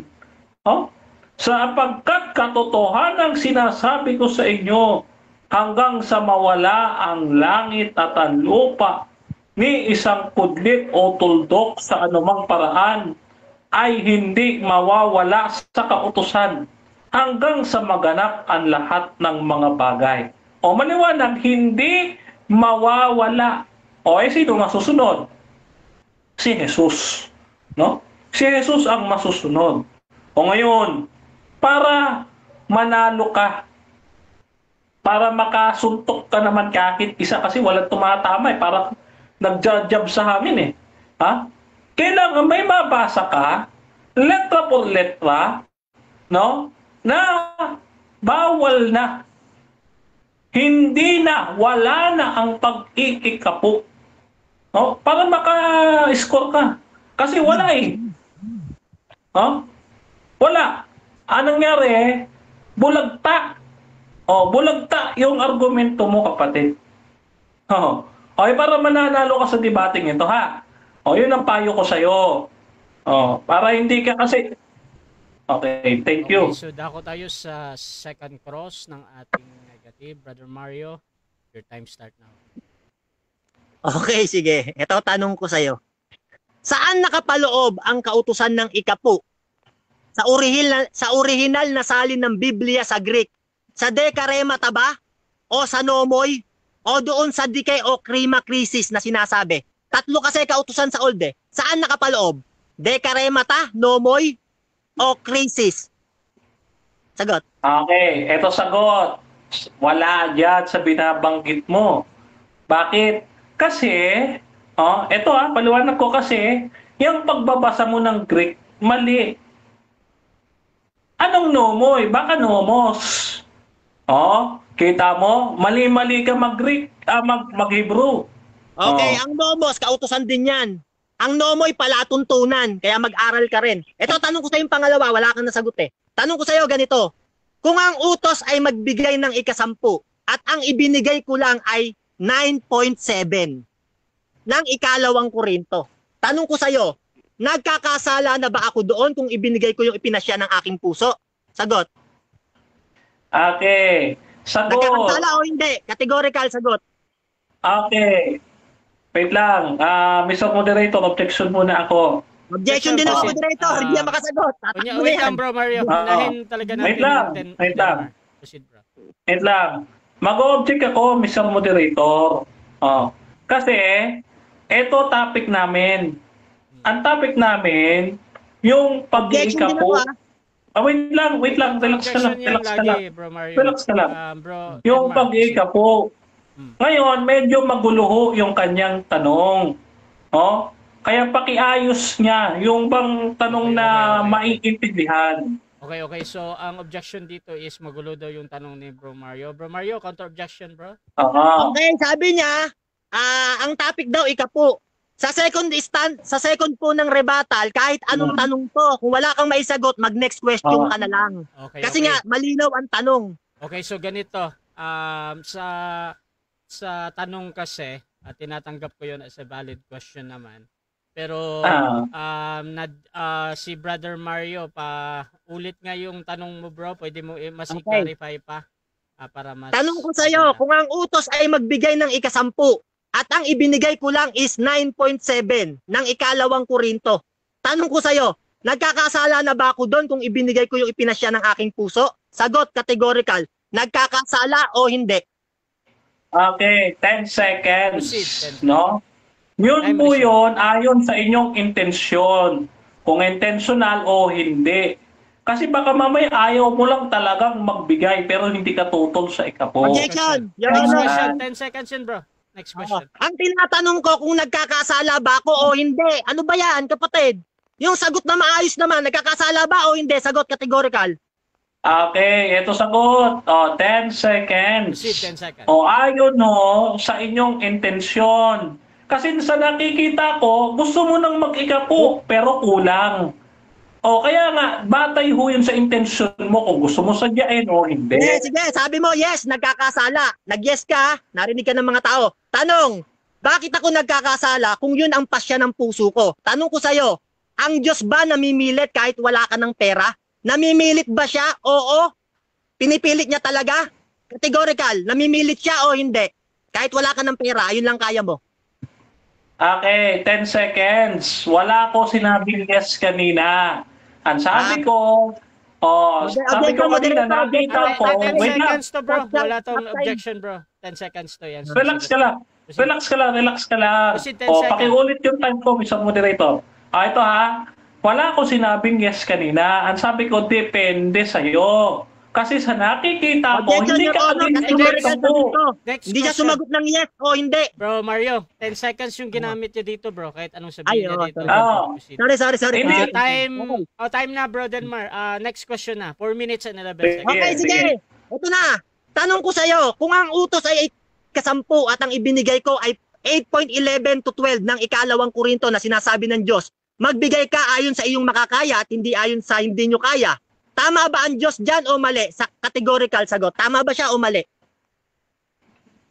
Mr. Moderator, Oh, clarification. Clarification. Proceed. Pero depende yan tanong sa ko sa'yo, kabila. kung ang ha? utos ay 10. Wait lang, Tanong bro, ko sa'yo, kung Mario. ang utos ay... Wait lang, bro, Mario. Wait lang. ha? So, pero naman Wait tayo lang. rules Relax sa ka lang. clarification.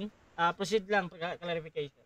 Clarification ko, Mr. Moderator. Wait lang. Okay na, Wait lang. next Wait lang, Wait bro, lang. Mario. Wait lang. Relax ka lang. Hintayin mo talaga, bro. Relax Gusto ka lang. na mag-clarify, bro. Oh. Pero depende yan sa'yo. Oh, Kung doon ka pa din magtatanong, ha, bro Mario. So, Clarification bro, ko, Denmar, proceed, bro. Clarification ko.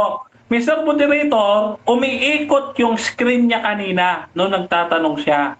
Hindi ko alam kung signal ko o signal niya. Paliwanag nito, di na ako Okay. Ngayon, ulitin niya yung tanong niya para masagot ko. Okay. So, paulit na lang yung tanong. Paulit, bro Mario. Okay.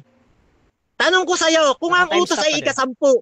10 at ang ibinigay ko ay 8.11 to 12 ng ikalawang Korinto na sinasabi ng Diyos, magbigay ka ayon sa iyong makakaya. Tama ba ang Diyos dyan o mali? Tama ba o mali ang Diyos? Okay. 10 seconds. Proceed. Gaya ng sabi ko sa iyo Time kanina, depende sa iyong motibasyon. Kasi hindi ka na against sa ikapo, against ka na kung magbibigay ka o hindi. Magbigay ka. Next question. Kung 10 hindi, seconds. bahala ka. Okay. Sige, next question. Tanong ko sa'yo, pag ang miyembro mo ba magbigay sa'yo ng 30, mas magiging mabuti ba yon kaysa hindi sila magbigay ng 10? Kasi nga, utos at tataba ka, categorical, mas mabuti o tama? Mas mabuti. 10 seconds. 10 seconds. Proceed. Wala po akong miyembro. Ako po mismo ay miyembro din. At walang nagbibigay sa akin. May utang Next pa nga akong question. binabayaran eh. Tanong ko sa'yo, sino ba ang mas nangangailangan ng 10? Ang Diyos ba o yung pastor? Tanong ko sa'yo, categorical, pastor o Diyos? Okay, ito sagot. Pareho. Pareho. Dahil sa unang Korinto, 9:13, ang tagapagturo ng ebanghelyo, kinakailangan din namang magkaroon ng bahagi doon sa kanyang gawain. Nakasulat yan, unang Korinto 9:13 hanggang 14. Okay, sabi mo pareho, pati si Kristo kailangan niya ng 10. Ngayon, kung matatanggap ni Kristo ang 10, siya mismo makakatanggap. Kasi sabi mo, pati siya makakatanggap eh. Ano kaya gagawin ni Kristo sa 10? Okay. Ano Kakain gagawin? o magagala? Sagot. Eto sagot. Mario, paulit nga yung bro, medyo nasapaw. Sabi niya, Parehas daw nangangailangan. Si Kristo, pati yung pastor, parehas daw nangangailangan ng ikapu. Sumagot siya, narinig siya ng maraming tao. Tanong ko sa'yo, kung si Kristo makakatanggap ng ikapu, ano kaya gagawin niya sa ikapu? Maggagala o kakain? Tanong ko sa'yo, categorical sagot. Magagala ba daw or kakain? Ito, sagot ko. Ito unang Korinto 9:13 hanggang 14. No, gayon din naman ipinag-uutos ng Panginoon na mga nagsisipag-aral ng Ebanghelyo dapat mabuhay sa pamamagitan ng Ebanghelyo. Ang gagawin ni Jesus doon, itutulong niya sa church. Doon sa mga nangangaral ng gospel. Yun ang gagawin Next niya. question. Ito, tanong ko sa'yo, nung matanggap ba ni Kristo ayon sa'yo yung ikapu, ay na itutulong niya sa church, ibababa ba siya dahil natanggap, siya mismo ang nakatanggap? Yun ang tanong ko sa'yo. Bababa ba siya para iabot? Kasi siya ang tumanggap talaga mismo. Yan ang tanong ko sa'yo, umuo ka, tinanggap niya. Bababa ba siya para iabot sa church? Tanong ko sa'yo, oo o hindi? Categorical. Yes, bababa siya sa pamamagitan ng tao. Halimbawa ako, nasa akin si Kristo, bumaba ang Espiritu ni Kristo sa akin. Nagbigay ako sa church. Bumaba si Kristo ay nasa buhay ko, nasa puso ko, nandito siya. Nagbigay ako, sumunod ako sa utos. Tanong ko sa'yo, sabi sa pakya, titindigan mo na yung ikapu dapat pa din sundin ng mga alagad ng Diyos mula noon hanggang sa panahon natin, tindigan mo yan ang utos. Yung mga alagad ng Diyos, dapat sumunod. Tanong ko sa'yo, meron ka bang mababasa sa mga apostol na alagad ng Diyos na sinunod niya yung tinitindigan mong stand? Meron o wala? Yes, meron. Diba kanina ko pa binasa, Genesis 14:20, si Abraham, Objection, time stop po na, Bro Denmar. Bro Mario, proceed bro. Bumabasa sa Genesis kasi. Ang tanong ko, mga apostol. Kung merong apostol ba na sinunod yung stand niya na tinatayuan niya na lingkod ng Diyos na kailangan sundin. Kung may sumunod ba sa mga apostol, wag sa Genesis, dapat sa New Testament. Okay, so nag-object si... wala, may mababasa. Nag-object ka bro Mario dahil doon sa paggamit ng Genesis. Brother Denmar, proceed bro. Counter. Sabi niya kanina sa tanong niya, bago niya baguhin, ang sabi niya, ayon doon sa aming topic na ginagawa daw ng lingkod ng Diyos mula noon hanggang ngayon. Kaya sinagot ko siya. Wait lang. Kaya Isa-isa lang. sinagot ko siya, lingkod ng Diyos noon, si Abraham. Okay. Yun ang sagot ko, Mr. Okay, so Moderator. ganito, hahatol muna ako. Sa naunang tanong mga kapatid, ang buong tanong, at sumagot naman si Brother Denmar doon sa tanong na meron daw. Ngayon doon sa pagpapaliwanag, Brother Mario, kahit pa yun ay mali para sa'yo, na bumanggit siya ng Genesis, tinatanggap pa din niya ng moderator as a valid answer. At nasa audience naman yan kung talagang tama yan yung, or mali yung pagpapaliwanag. Pero ang importante sa akin yung sagot lang na meron daw. Brother Denmar, proceed ka sa paliwanag mo bro. Okay. Ulit ang topic natin, no? Dapat pa ring sundin, umiiral at nagpapatuloy pa rin sa bayan ng Diyos ang pag-iikapu mula noon hanggang ngayon. Ano ba yun noon? Sa panahon ni Abraham, Genesis 14:20. Next question. Tanong ko sa'yo, nung magsimulang mangaral ang mga apostol, pati si Pablo, meron ka bang sitas na mailalabas letra por letra na sinabi ni Pablo, mag-ikapu kayong mga hentil? Meron o wala? Huwag kang magsisinungaling. Categorical sagot. Meron, wala? Meron. Meron behind the text. No? Kasi nga, time. 7 hindi minutes nagbago. 7 minutes time na bro. Okay, so dyan nagtatapos mga kapatid ang ating second cross ng ating negative. So dako tayo sa kanyang rebuttal, pero bago yan, shoutout muna sa ating nasa live kay Kadasig sa pagtuo, pati ang tanong parang walang kain, pasmado yata. Shoutout din kay Reggie de la Cruz, sa Libita ka magbabayad ng ikapu, may Libita na sa church ninyo. Shoutout din kay Jeff T. John Orieta, parang kakambal ni Jared ang negative. Shoutout din kay Fernando Camacho Jr. Hahaha, ang sungit naman ng negative. Shoutout din kay Emmy Alfonso, yang MCGI galit sa mga nangangalakal ng ikapu, kusang bigay ang inaalaw. Shoutout din kay The Bread of Our Soul, pang grocery ni Cristo, with emoji na nakatawa. Shoutout din kay Mark Orig, gutom ata si Mario, ang ingay kulang na lang kainin niya si Denmar.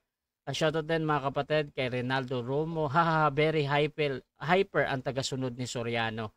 Shoutout din mga kapatid dito kay Pastor Jeremiel Amlon. Medyo nagulat si Denmar dun At shoutout din mga kapatid kay John Oriate. Gandang manood habang nagtatanghalian. So, tuloy-tuloy tayo mga kapatid. Brother Mario, sa yung negative rebuttal, your time start now.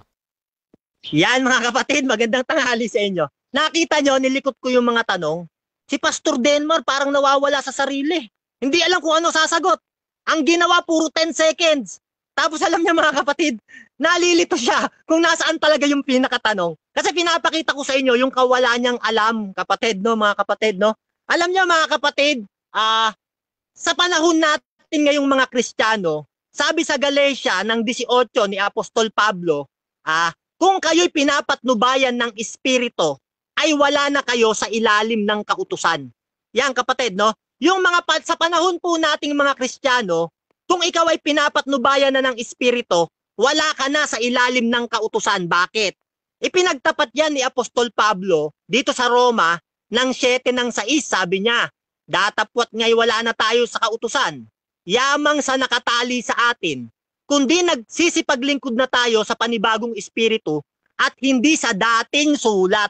Yan kapatid, no?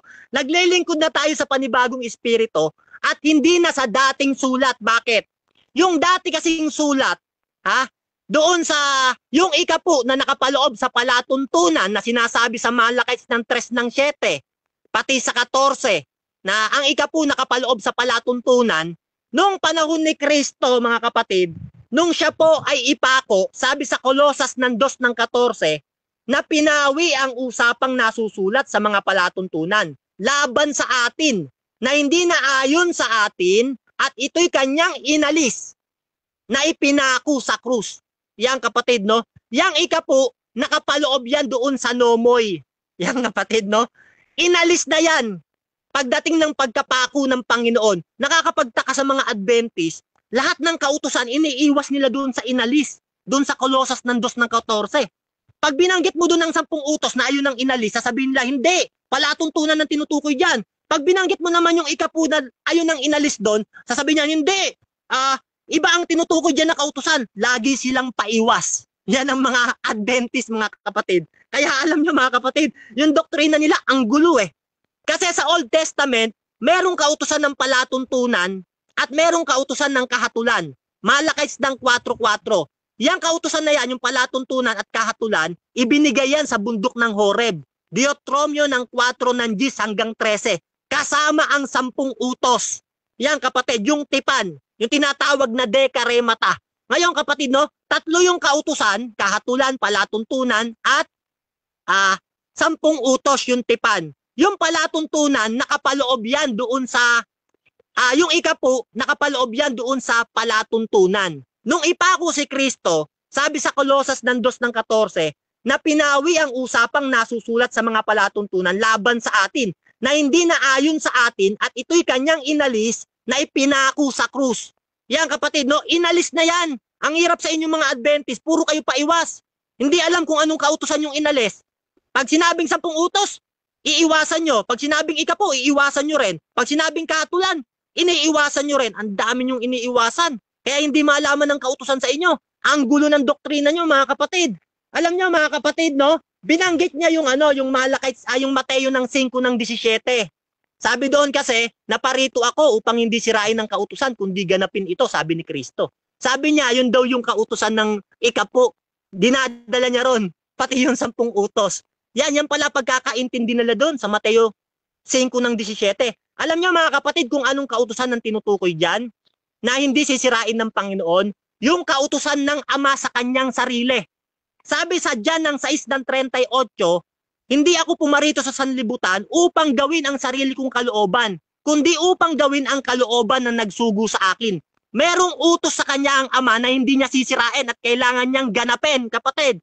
Ano yung utos ng Ama?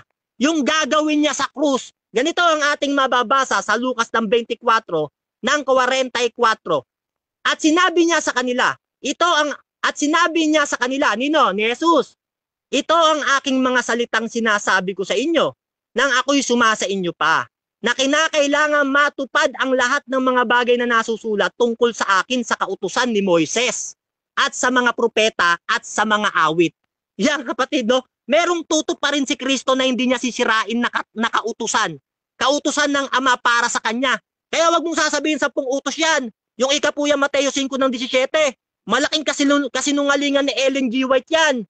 Ang katunayan, Juan ng 5 ng 46 ng 47. Ganito ang sabi, sapagkat kung kayo'y magsisisampalataya kay Moises, ay magsisampalataya kayo sa akin. Sapagkat tungkol sa akin, siya'y sumulat. Ngunit kung hindi kayo nagsisipaniwala sa kanyang mga sulat, ay paanong magsisisampalataya kayo sa aking mga salita? Yan, sabi ni Jesus, no? Kung hindi kayo sasampalataya, kung sumasampalataya kayo kay Moises, sumampalataya rin kayo sa akin kasi sumulat siya para sa akin. Yan ang kautusan na hindi sisirain ni Kristo. Yung nasusulat sa aklat ng mga awit, yung mga sinalita ng mga propeta. Yan kapatid, sa inyo pala, 10 utos yan. Grabe ka, Ellen G. White. Ang taba ng utak mo. Kaya ito si Pastor Denmar, naaligaw eh. Kaya pala, siya rin pala, lumalaki na rin. Ngayon, ganito, no? Sabi mo pa kanina, kasi binabalik ko sa'yo eh. Sabi mo pa kanina, tapos sabi mo pa kanina, hindi against daw si Pablo sa ikapu. Yan, narinig ka ng mga tao eh. Hindi daw against si Pablo sa ikapu.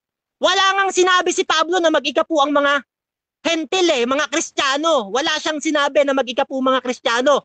Ang tinuro ni Pablo, ayon sa inyong makakaya, hindi ayon sa ikapu. Ayon sa inyong makakaya at hindi ayon sa hindi nyo kaya. At ang itinuro niya, magpasya ng puso ang ibibigay. At magbigay ng buong puso. Yan kapatid, no? Bakit sasabihin mong hindi tutol si Pablo? Wala ngang iniaral eh.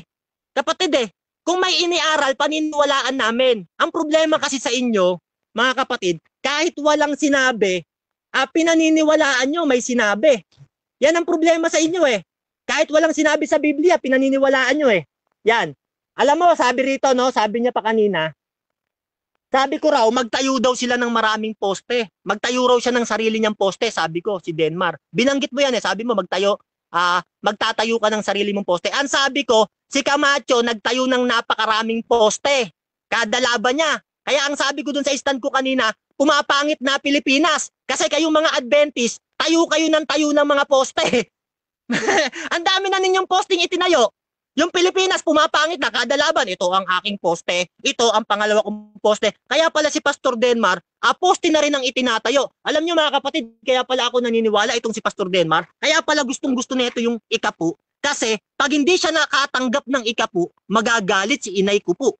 At pagagalitan siya lalo ni itay ko po.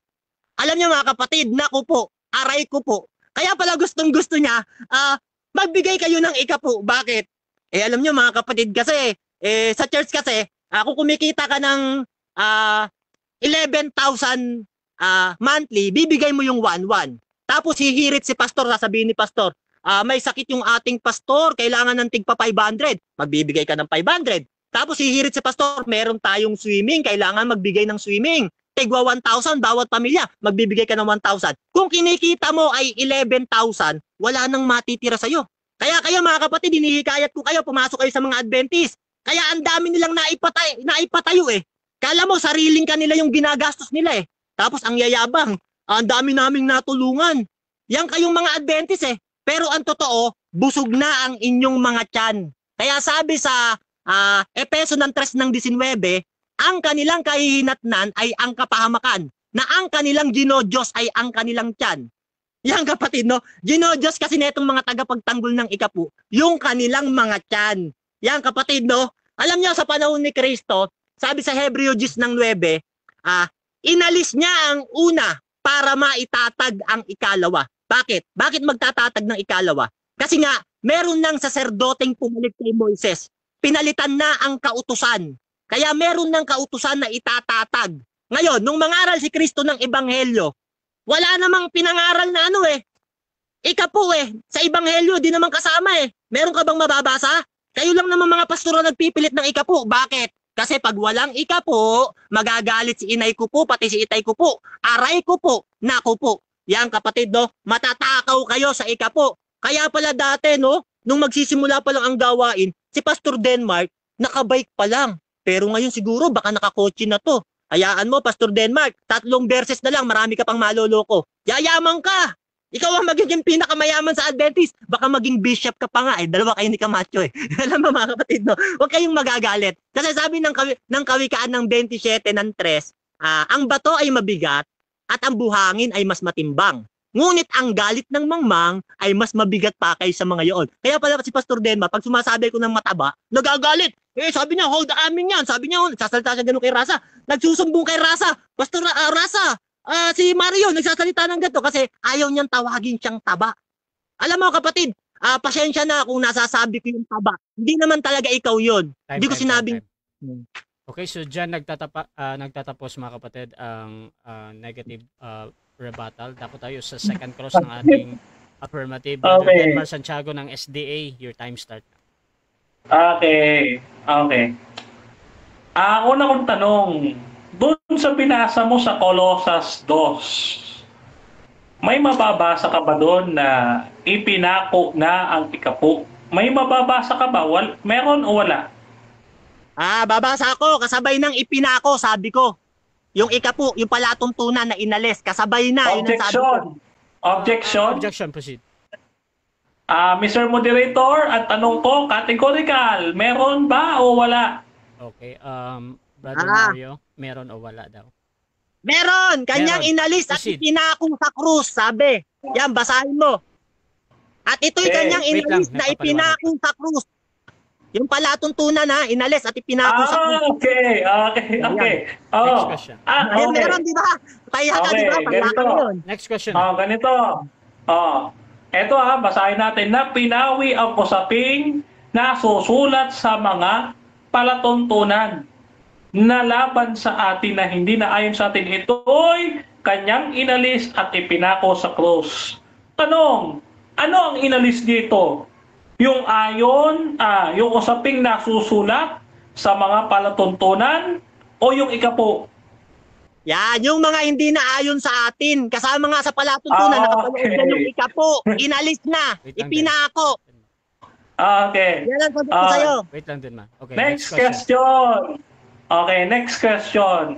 Ulitin ko ano ba ang mababasa sa Colosas 2:14? Alin ba ang inalis at pinawi at ipinako sa krus? Usaping nasusulat o yung ikapo? Alin sa dalawa? Parehas, kasi ang ikapo nakapaloob sa palatuntunan. Kaya inalis na, kasamang ipinako sa krus. Yan ang sagot ko sa'yo, kasama Okay. ikapo dyan, pati nakapaloob yan sa palatuntunan. Okay. Ngayon, question question. Yung sinasabi mo na parehas, babasahin ko ulit na Okay. pinawi ang usaping nasusulat sa mga palatuntunan at ikapo laban sa atin. May nabasa ba ako na gano'n na ikapo? Meron ba doon sa talata na palatuntunan at ikapo? Meron bang gano'n sa Bible na nakasulat? Meron o wala? O ikaw lang nagdagdag? Sasagot ako. Ang ikapo nga, ang hirap mong umintindi, no? Yung ikapo nga nakapaloob sa palatuntunan. Objection mo na, Brother Mario. Wait lang, bro. Proceed, Bro Denmar. May counter objection. Ang tanong ko po, Mr. Moderator, sabi niya pareho. So, follow-up question ko. May mababasa ba sa Colosas 2:14 na usaping nasusulat at ikapo? Meron o wala? Meron pakisagot categorical. Bro Mario. Yan. Ang sagot ko, meron. Proceed, 20 meron. seconds to, papaliwanag Okay. ako. 20 seconds. Sabi diyan sa Colosas, inalis na yung palatuntunan. Kasi kanyang inalis na ipinako sa krus. Yung palatuntunan, nakapaloob dun yung ikapo. Inalis na yon kasamang ipinako sa krus. Ang hirap mo naman umintindi, paulit-ulit ka. Kasi nakapaloob nga ikapo sa palatuntunan eh. Yan nga sagot ko sa'yo, inalis na kasamang ipinako. Okay. Tanong ko sa'yo, ano sa Greek yung usaping nasusulat sa mga palatuntunan? Yung palatuntunan, kung tawagin yan sa Greek, nomoy. Yung nomos, kautusan.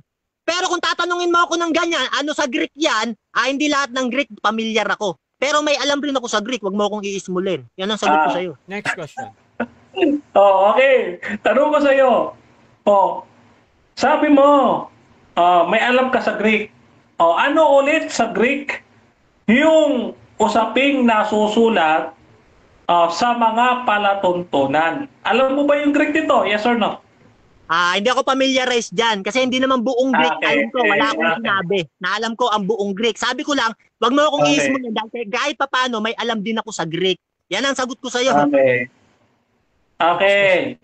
Next question. Kung hindi mo alam ang Greek nung usaping nasusulat sa mga palatuntunan, ano naman sa Greek yung ikapo? Yung ika po, hindi ko pa nakita sa Greek. Ang alam ko diyan, yung ika po nakapaloob sa palatuntunan yan yung lomoy. Hindi dun sa Dekaremata, sa Dekalogo, sa Nebim, hindi yan. Nakapaloob ang ika po sa Nomoy, sa palatuntunan. Kaya sabi ko sa iyo, ang palatuntunan, inalis na yan. Ikaw lang ang pumipilit. Wala nang ika po yun. Okay. Okay. Okay. Ngayon, ulitin ko alam mo ba ang Greek ng ikapo? Yes or no? Ayan, hindi ko na-search eh. Hayaan mo, sige, sasagot ako, isa-search ko. Hindi naman patalinuhan yan kung alam mo o hindi eh. Hindi naman yan katalinuhan eh. Biblia katalinuhan eh. Sinesearch lang yan tanong mo, madali lang yan kapatid. Gusto mo, sasagot ako, Okay. sisearch ko Katulad mo, nagsisearch din. Next question. Okay. Madali yan kapatid. Okay, next question. Okay, next question. Next question. Halimbawa, nagbigay ako ng ikapo. Nagbigay ako ng ikapo. Ngayon, masaya ako na nagbigay ng ikapo. Nasunod ko ba yung sinabi ni Pablo na dapat magbigay ng masaya? Yes or no? Yes, sagot ko dyan, nasunod mo. Pero, hindi ka aariing ganap sa ikapo. Acts 13 ng 39 sa kautusan ni Moises. Nagbigay ka, masaya ka, pero baliwala ang ibinigay mo. Kasi nga, wala na tayo sa ilalim ng kautusan. Ang katunayan, Roma 3 ng 19 hanggang 20, Roma 6 ng 14 hanggang 15. Yan kapatid, Galesa 5 ng 18, Roma 7 ng 6, ang dami niyan. Wala na Next tayo sa question. kautusan. Last 1 minute. Okay, last 1 minute. Sige. Tanong ko sa iyo ulit. Tanong ko ulit sa iyo. Ano naman sa Greek yung kautusan na nasa Matthew chapter 5 verse 17? Ano sa Greek yun? Ayan, ang nasa Greek niyan yung Torah, tsaka yung Nebim, yung sinulat ng mga propeta. Dalawa yan kaya nga basahin mo Sabi ni Kristo, naparito ako hindi upang sirain ang kautusan at ang mga propeta. Yung mga sulat ng propeta, yun yung Nebim. At yung sinasabi diyan, yung Torah, yung kautusan o batas na nakasulat sa 5 book of Moses. Yan kapatid, kainin mo. Okay. So, saan mo nabasa na nibim yung kautusan sa Matthew 5:17? Saan mo nabasa yun? Yung Nebim, alam mo kung saan ko nabasa saan mo yun? nabasa? Sa Greek. Kahit si Camacho, alam yan, tanungin mo. Parehas kayo, pagtatawanan ka ni Camacho. Yan nga sinagot niya sa akin Nung naglabang kami sa Mateo 5 ng 17, hihindian mo yan. Ibig sabihin, sinungaling si Camacho. Siya rin may sabi niyan. Nabasa ko rin, Okay. search ako. Ano ka ngayon? Kala mo Nagtatapos mga kapatid Okay. ang second part ng ating debate at shoutout muna sa ating nasa live. Shoutout dito kay Rinaldo Codog Romo. Wala na, numoy na. Shoutout din kay Fernando Camacho, Akarasya. Nilalambing ko si Mario, baka may malakas pa ng loob sa mga pagkatalo na inaabot niya, baka kumasa. Patutunayan ko na ang MCGI ay peking iglesia. Affirmative. Sige, debate tayo Camacho, di kita atrasan. Okay, wag muna kayo mag bro ha. Shoutout din kay Jeff T. John Orieta, Kap Fernando, resbakan mo nga si Mario. Shoutout din kay Boyet Bini, hindi pa nga natapos ang isang hospital pa lang tapos ipagyayabang pa na pinakauna sa buong Pilipinas. Shoutout din kay Emi Alfonso, ex-MCGI me, kaya dala ko din paniniwalang di na allow ikapo, kusang bigay na. Shoutout din kay The Bread of Our Soul. Sana nga para maraming maipatayo na libreng hospital, libreng school, etc. Shoutout din kay Pastor Jeff T. Orieta, kung walang nagbigay kay Bes ng milyones, walang yaman. Kaya nga yumaman si Bes nyo kasi higit pa sa 10% ang kumuha. Shoutout din kay Fernando Camacho, sabi niya, pati ako nadamay Shoutout din mga kapatid kay Noriel Gabasa sa Unquoted yan kapatid. At dito din kay Pastor Dino Diaz, aba may kautusang ama sa kaniyang sarili. Shoutout din kay Boyet Bini, pareho lang na pangalakal ang ginawa ng mga tatag ng tao. Walang pinag-iba ang mga yan, kalakalan ang ginawa ninyong lahat. Shoutout din kay Pastor Dino Diaz, luma na script mo Mario, palitan mo na. Shoutout din kay Reggie de la Cruz, sa Judaismo umiiral ang ikapo pero sa Kristyanismo okay, nawala yung comment. So dako tayo mga kapatid sa ating final conclusion. So dako tayo sa ating bilang negatibo ni Brother Mario sa topic na ang utos sa pag-iikapo. Bro, wait lang, nasa bro lang. Okay, sige. O sige. Wait lang Okay. bro. At dito biglang negatibo na si Mario ay ang utos ng pag-iikapo ay umiiral, nagpatuloy at dapat pang ding sundin ng mga alagad ng Diyos mula noon at hanggang ngayon, hanggang sa panahon natin ngayon. Brother Mario ng MCGI, bilang negatibo, 5 minutes, your time start now. Yan. Yan mga kapatid, no?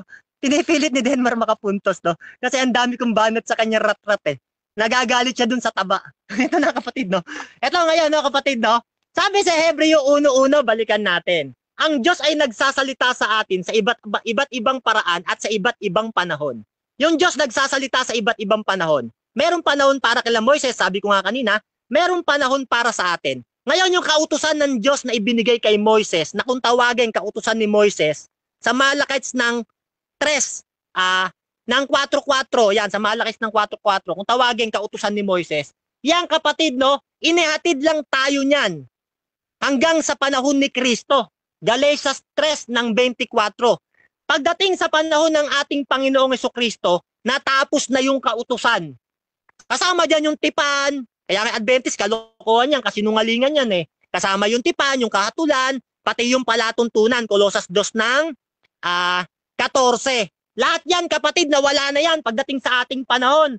Anong katunayan? Lucas ng 16:16. Ang kautusan at ang mga propeta ay nanatili hanggang kay Juan. Mula noon, ipinangaral ang ebanghelyo ng kaharian ng Diyos at ang bawat tao'y pumapasok doon na nagpipilit. Sa panahon natin mga kapatid, nanatili lang ang kautusan na ibinigay ng Diyos kay Moises hanggang kay Juan lang, pati mga propeta. Ang nakapagtataka, sa Adventist, lahat ng kautusan umiiral pa. Kaya nga kung tawagin ko yung mga Pariseyo mga tagapagtanggol ng kautusan. Kaya nga galit na galit dyan si Kristo. Kasi nga, lumilitaw pati sa ating panahon, natutupad pa rin yung kasulatan. Sabi sa Ecclesiastes ng 1, ng 9, walang pagbabago, ang lahat ay nangyari na at ang lahat ay mangyayari pa. Yung nangyayari noon, mangyayari pa rin ngayon. Yan kapatid. Kaya ngayon sa ating panahon, no, sa panahon ng Panginoong Jesucristo mga kapatid, nangaral si Apostol Pablo. Ang katunayan, hinihikayat ni Apostol Pablo ang mga may kautusan ni Moises at yung mga walang kautusan sa kautusan na ni Kristo. Yan. Unang Korinto ng 9 ng 20. At sa mga Hudyo, ako'y naging tulad sa mga Hudyo upang mahikayat ko ang mga Hudyo na nasa ilalim ng kautusan ay gaya ng nasa ilalim ng kautusan. Bagamat ako'y wala sa ilalim ng kautusan upang mahikayat ko ang mga nasa ilalim ng kautusan. Sabi ni Apostol Pablo, hinihikayat niya yung mga Hudyo doon sa kautusan ni Kristo. Verse 21, sa mga walang kautusan, ako'y naging tulad sa mga walang kautusan upang mahikayat ko ang mga walang kautusan, bagamat hindi ako walang kautusan sa Diyos, kundi nasa ilalim ng kautusan ni Kristo upang mahikayat ko ang mga walang kautusan. Bakit? Hinihikayat ni Pablo yung may kautusan ni Moises, pati yung mga hentil na walang kautusan. Saan? Sa kautusan ni Kristo. Sa kautusan ba ni Kristo mga kapatid? May utos ba ng ikapu? Wala. Yan ang hirap sa inyong mga Adventist. Ngayon, sabi sa Galatia ng 6:2, tuparin nyo ang inyong mga pasanin at sundin ninyo ang kautusan ni Kristo. Yan ang utos ni Pablo sa mga Kristiyano. Sundin ang kautusan ni Kristo. Ang tanong, may utos ba ng ikapu? Wala. Ano susundin mo? Yan. Yung mga Adventist, sila pinipilit niya ikapu. Bakit? Ang lakas ng kompre. Ang daming yumayaman ng mga pastor. Dahil sa ikapu, ginagamit ang simbahan para sa pagpapayaman. At isa kayo, Pastor Denmar, sa mga tumutulak sa mga pastor na magpayaman. Kasi kahit hindi na utos ni Kristo, iniuutos nyo pa. Yan kapatid, no? Si Pablo, no, hindi kayat niya yung mga Hudyo, balikan natin. Pati yung mga Hentil sa kautusan ni Kristo. Ngayon, pagdating sa panahon ng Kristiyano, mga kapatid, no, sabi sa Galatia, ng 5, ng 18, kung kayo'y pinapatnubayan ng Espiritu ng Diyos, wala na kayo sa ilalim ng kautusan. Yan kapatid, no? Wala na sa ilalim ng kautusan sa panahon ng mga Kristiyano. Bakit? Roma 7:6. Datapot tayo'y malaya na sa kautusan, yamang sa nakatali sa atin. At tayo ngayon nagsisipaglingkod na sa panibagong espiritu at hindi na sa karatihang sulat. Yan kapatid, no? Naglilingkod na tayo sa panibagong espiritu at hindi na sa karatihang sulat. Katunayan na wala na tayo sa ilalim ng kautusan, Roma 3:19-20. Ngayon ay nalalaman natin na ang anumang sinasabi ng kautusan, yaon ay sinasabi sa nasa ilalim ng kautusan upang matikom ang bawat bibig at ang buong sanlibutan ay mapasailalim ng hatol ng Diyos. Sapagkat sa pamamagitan ng mga gawa ng kautusan ay walang laman na aariing ganap sa paningin niya. Sapagkat sa pamamagitan ng kautusan ay ang pagkakakilala ng kasalanan. Yan kapatid, no? Dakot din tayo sa final conclusion ng ating affirmative. Sa kanya pinatutunayan na ang utos na pag-ikapo ay umiiral, nagpapatuloy at dapat pa ding sundin ng mga alagad ng Diyos mula noon hanggang ngayon sa panahon natin ngayon. Brother Denmar Santiago ng SDA, your time start now. Okay, hanggang ngayon ho, wala pa rin hong nagbago. Wala pa rin po siyang nabasa. Samantalang tayo may nabasa. Wala siya nabasa. Ngayon, gusto niyang gibain yung ating posting itinayo. Galit na galit siya sa poste. Magalit ka sa flood control project, hindi sa poste. Pambihira ka, ngayon, eto, tutulungan kita mag-aral ng Greek. Sa Colossus 2:14, ang Greek diyan ay cheregropon ho dogmasin. Cheregropon ho dogmasin. Hindi ho yan nomos. Kung saan yung sinasabi mo, yun ay palatuntunan na kautusan ni Moses. Katunayan,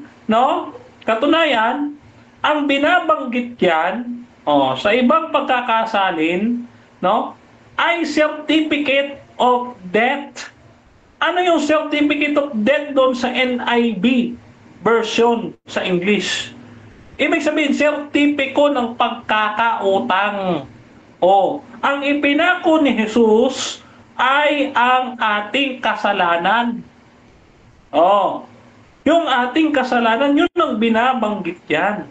Ngayon, doon naman sa Mateo 5:17, wala doong nibim at kitubim. Ang nakasulat doon ay nomos. Wala ring Torah doon. Ang nakasulat ay nomos. Hindi nomoy. Nomos. Nomos. Tignan mo basahin natin basahin natin. Mateo 5. Mateo 5:17. Ang sabi ganito, pakinggan mo, babasahin ko sa Greek. Pakinggan mo, para matututo ka. Baka sabihin mo, patawag ka sa akin, teacher. Ito 17. Dali natin sa 17. Sabi dito, wait lang, bakit tayo magbukas? 5:17. Okay. Ito sabi Munso, hon, erkomay. Erkomay, katalaim, ho, nomos. Yan. Nomos, nomos, hindi kitubim, hindi nibim, hindi rin Torah, nomos. Ano sa Greek yung ikapo? Dekate. Dekate. Yun ho sa Greek ang ikapo. May nabasa ka bang dekate? sa Colossus 2:14 at Mateo 5:17? Oh. 'Di ba? Wala namang dekate doon. Oh. Ang mababasa sa Colossus 2:14 ay chiregropon ho dogmasin. Oh. Bakit mo naman kasi ginagamit 'yun? Oh. Wala kasing kinalaman sa topic out of context. O ngayon, hanggang ngayon gumugulong ka. Hindi ka naka-score kahit isa para ka sumusuntok sa hangin. Napatunayan po natin, mga kapatid, hindi ho nasira ang kautusan. Katunayan, sinunod pa ni Jesus ang kautusan. Siya ngayon nangili ng Sabat, Lucas 14:16. Ngayon, sino po ang... Time na? Sino ang mas higit na makapal ang apog? Yung humihingi ng 10 o yung humihingi ng 1,000? Pakinggan nyo ho si Ginoong Soriano. Ito ho ang video ni Ginoong Soriano.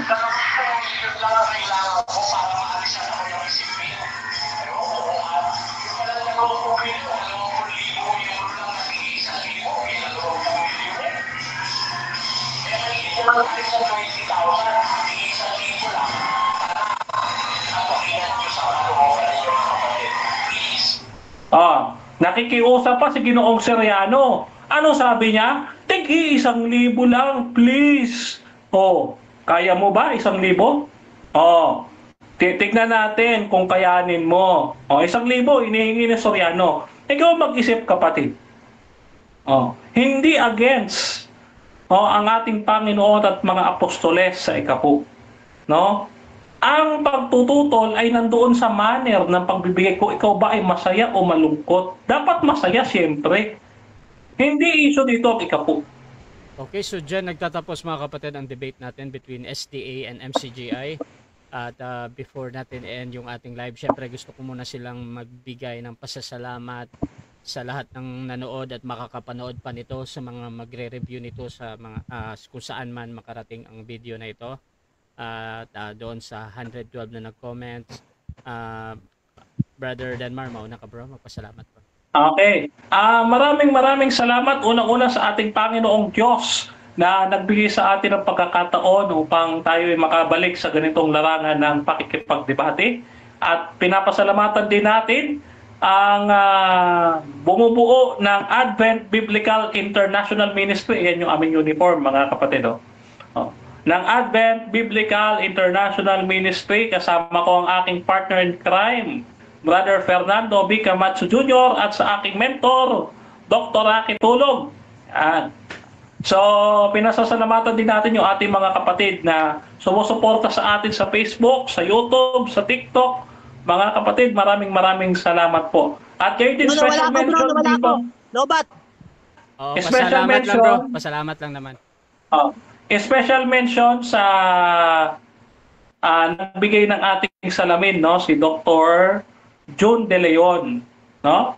Ayan. Si Dr. June De Leon, ang ating elder sa Bustos, Bulacan, no? Paparating na yung aking bagong salamin. Maraming salamat, Dr. June De Leon, no? At yun po, mga kapatid, maraming salamat. At kayo aking inihabilin sa bago pala. Maraming salamat, Brother Rasya, at kay Brother Mario, no, na ating nakausap ngayong hapong ito, no? So maraming salamat, Brother Rasya, dahil nanatili kang payapa, no, kahit medyo magulo yung ating naging debate ngayon. Okay? So kayo po ay aking iniwanan sa mapagpalang kamay ng ating Panginoon. Si Jesus ay namatay, si Jesus ay muling nabuhay. Si Jesus ay muling babalik sa wakas ng panahon. Kaya mga kapatid, mga kaibigan, kayo'y maghanda na, tayo'y maghanda na dahil si Jesus ay malapit nang dumating. Yan, so nakalimutan ko na yung akin line dahil matagal na ako hindi nagdedebate. Back to you, Brother Rasya. Okay, so I think si Brother Mario ay nalobat daw siya. Pero ako na lang yung magpapasalamat sa kanya. Maraming salamat sa nanonood at lahat ng mga MCGI dyan na sumuporta kay Brother Mario. Thank you on behalf of Brother Mario. At Rasya TV, gusto din magpasalamat sa lahat ng sumusuporta dito sa aking platform, mga kapatid. Kasama doon yung mga laging naniniwala pa din sa ating pagmo-moderate. Kung gusto niyo sumali sa ganitong gawain, pwede kayong mag-PM sa akin or maghamon man sa dalawang ito. Nandito si Brother Denmar. Sabi niya he is available daw mga pag umaga and hapon kasi I think gabi yung work niya. Si Brother Mario naman, merong naghamon din kay Brother kanina at mag-uusap kami. Ayan.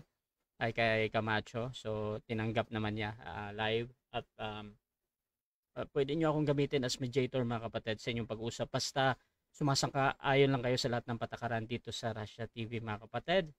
At syempre naniniwala kayo sa aking kakayanan na mag-moderate. At kasama na din dito mga kapatid yung kondisyon ng ating mga debatista gaya ni Brother Denmar at yung ABM na group. Talagang meron silang kondisyon gaya ng dapat hindi ka freelancer, dapat naka-open cam ka. So meron silang mga ganun na kondisyon. So iba't ibang debater merong mga kondisyon. At syempre kasama na din yung ating mga obligation mga kapatid. So maraming salamat. Please subscribe yung ating YouTube channel. Gumawa ako ng bagong YouTube channel. Ipopost ko na lang. At dito mga kapatid, please support din yung dalawang ito. Si Brother Mario, si Brother Denmar. At sa kanilang mga pwede nyo i-visit yung kanilang Facebook. So maraming salamat mga kapatid. This is Admin Russia ng Russia TV and we're out.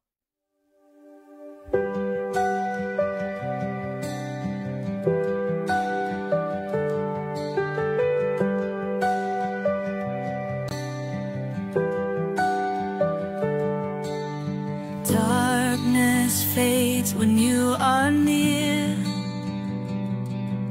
Your light breaks through our deepest fear. You make the broken heart rejoice in you.